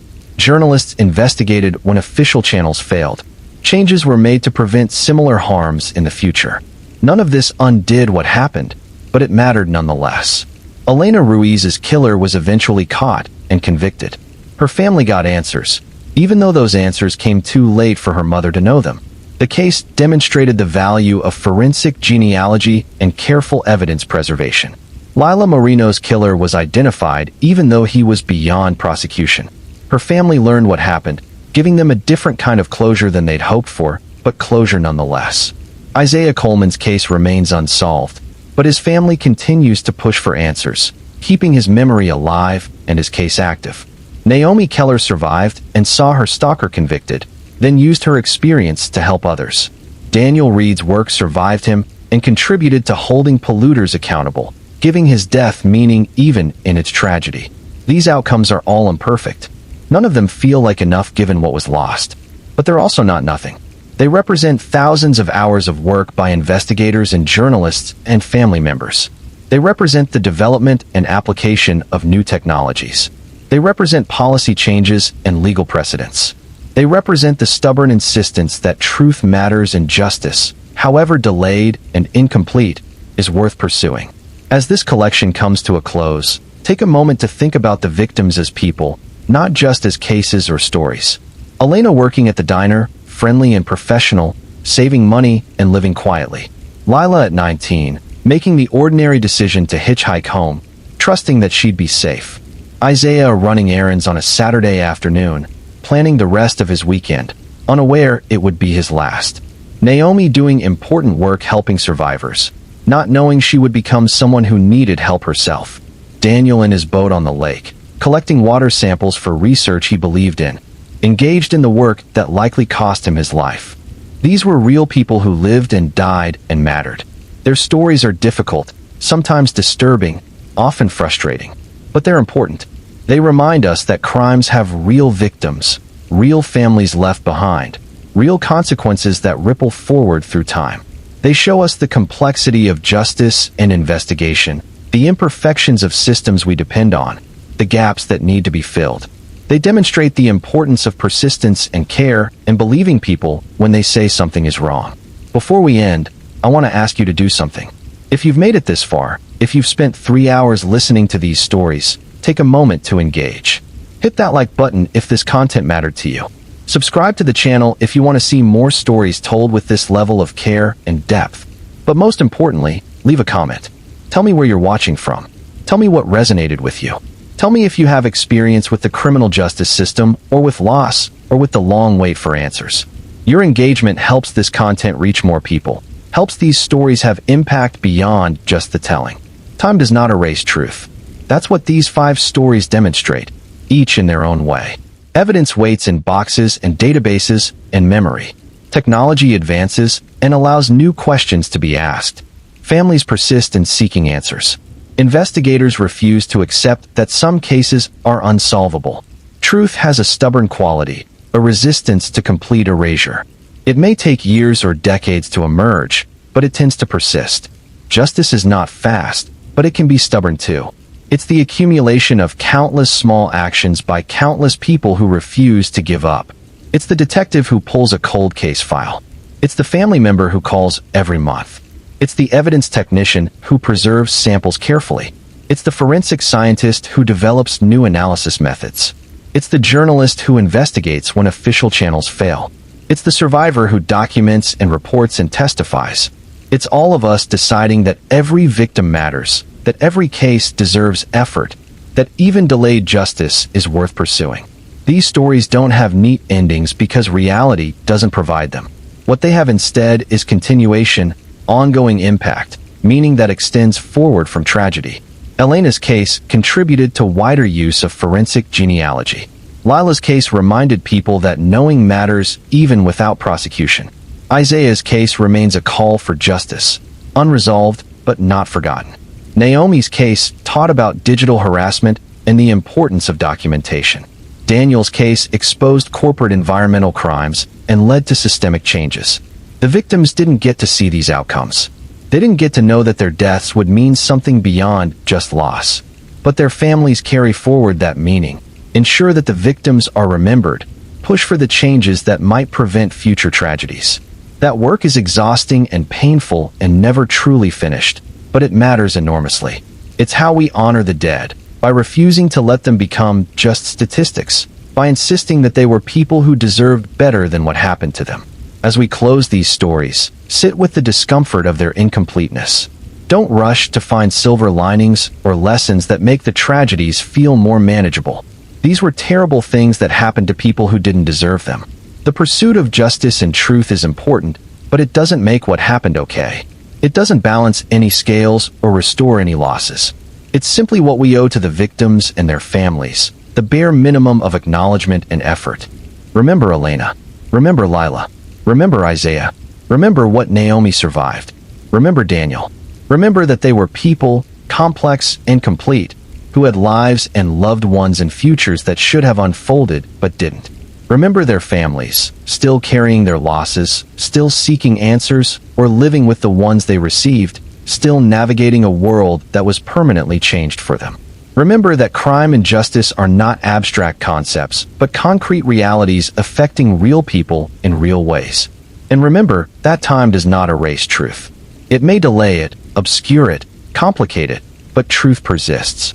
Justice may be slow and incomplete, but it's worth pursuing. Memory matters. Evidence matters. Persistence matters. Every victim deserves to be remembered. Every case deserves effort. Every family deserves answers, however long it takes to provide them. That's the message at the heart of these 5 stories, the thread connecting them all. We don't give up. We keep seeking truth, keep pursuing justice, keep remembering the victims, because that's what they deserve. That's what we all deserve. Thank you for staying with these stories to the end. Thank you for caring about people you'll never meet, cases you have no direct connection to, families whose grief you can only imagine. That care matters. It's part of what keeps these stories alive, what maintains pressure for justice, what ensures victims are remembered. If you found value in this, share it with others. Engage in the comments. Support channels that tell these stories with respect and depth. And most importantly, remember, time does not erase truth, and people, not time, solve crimes. Sometimes long after the world stops watching.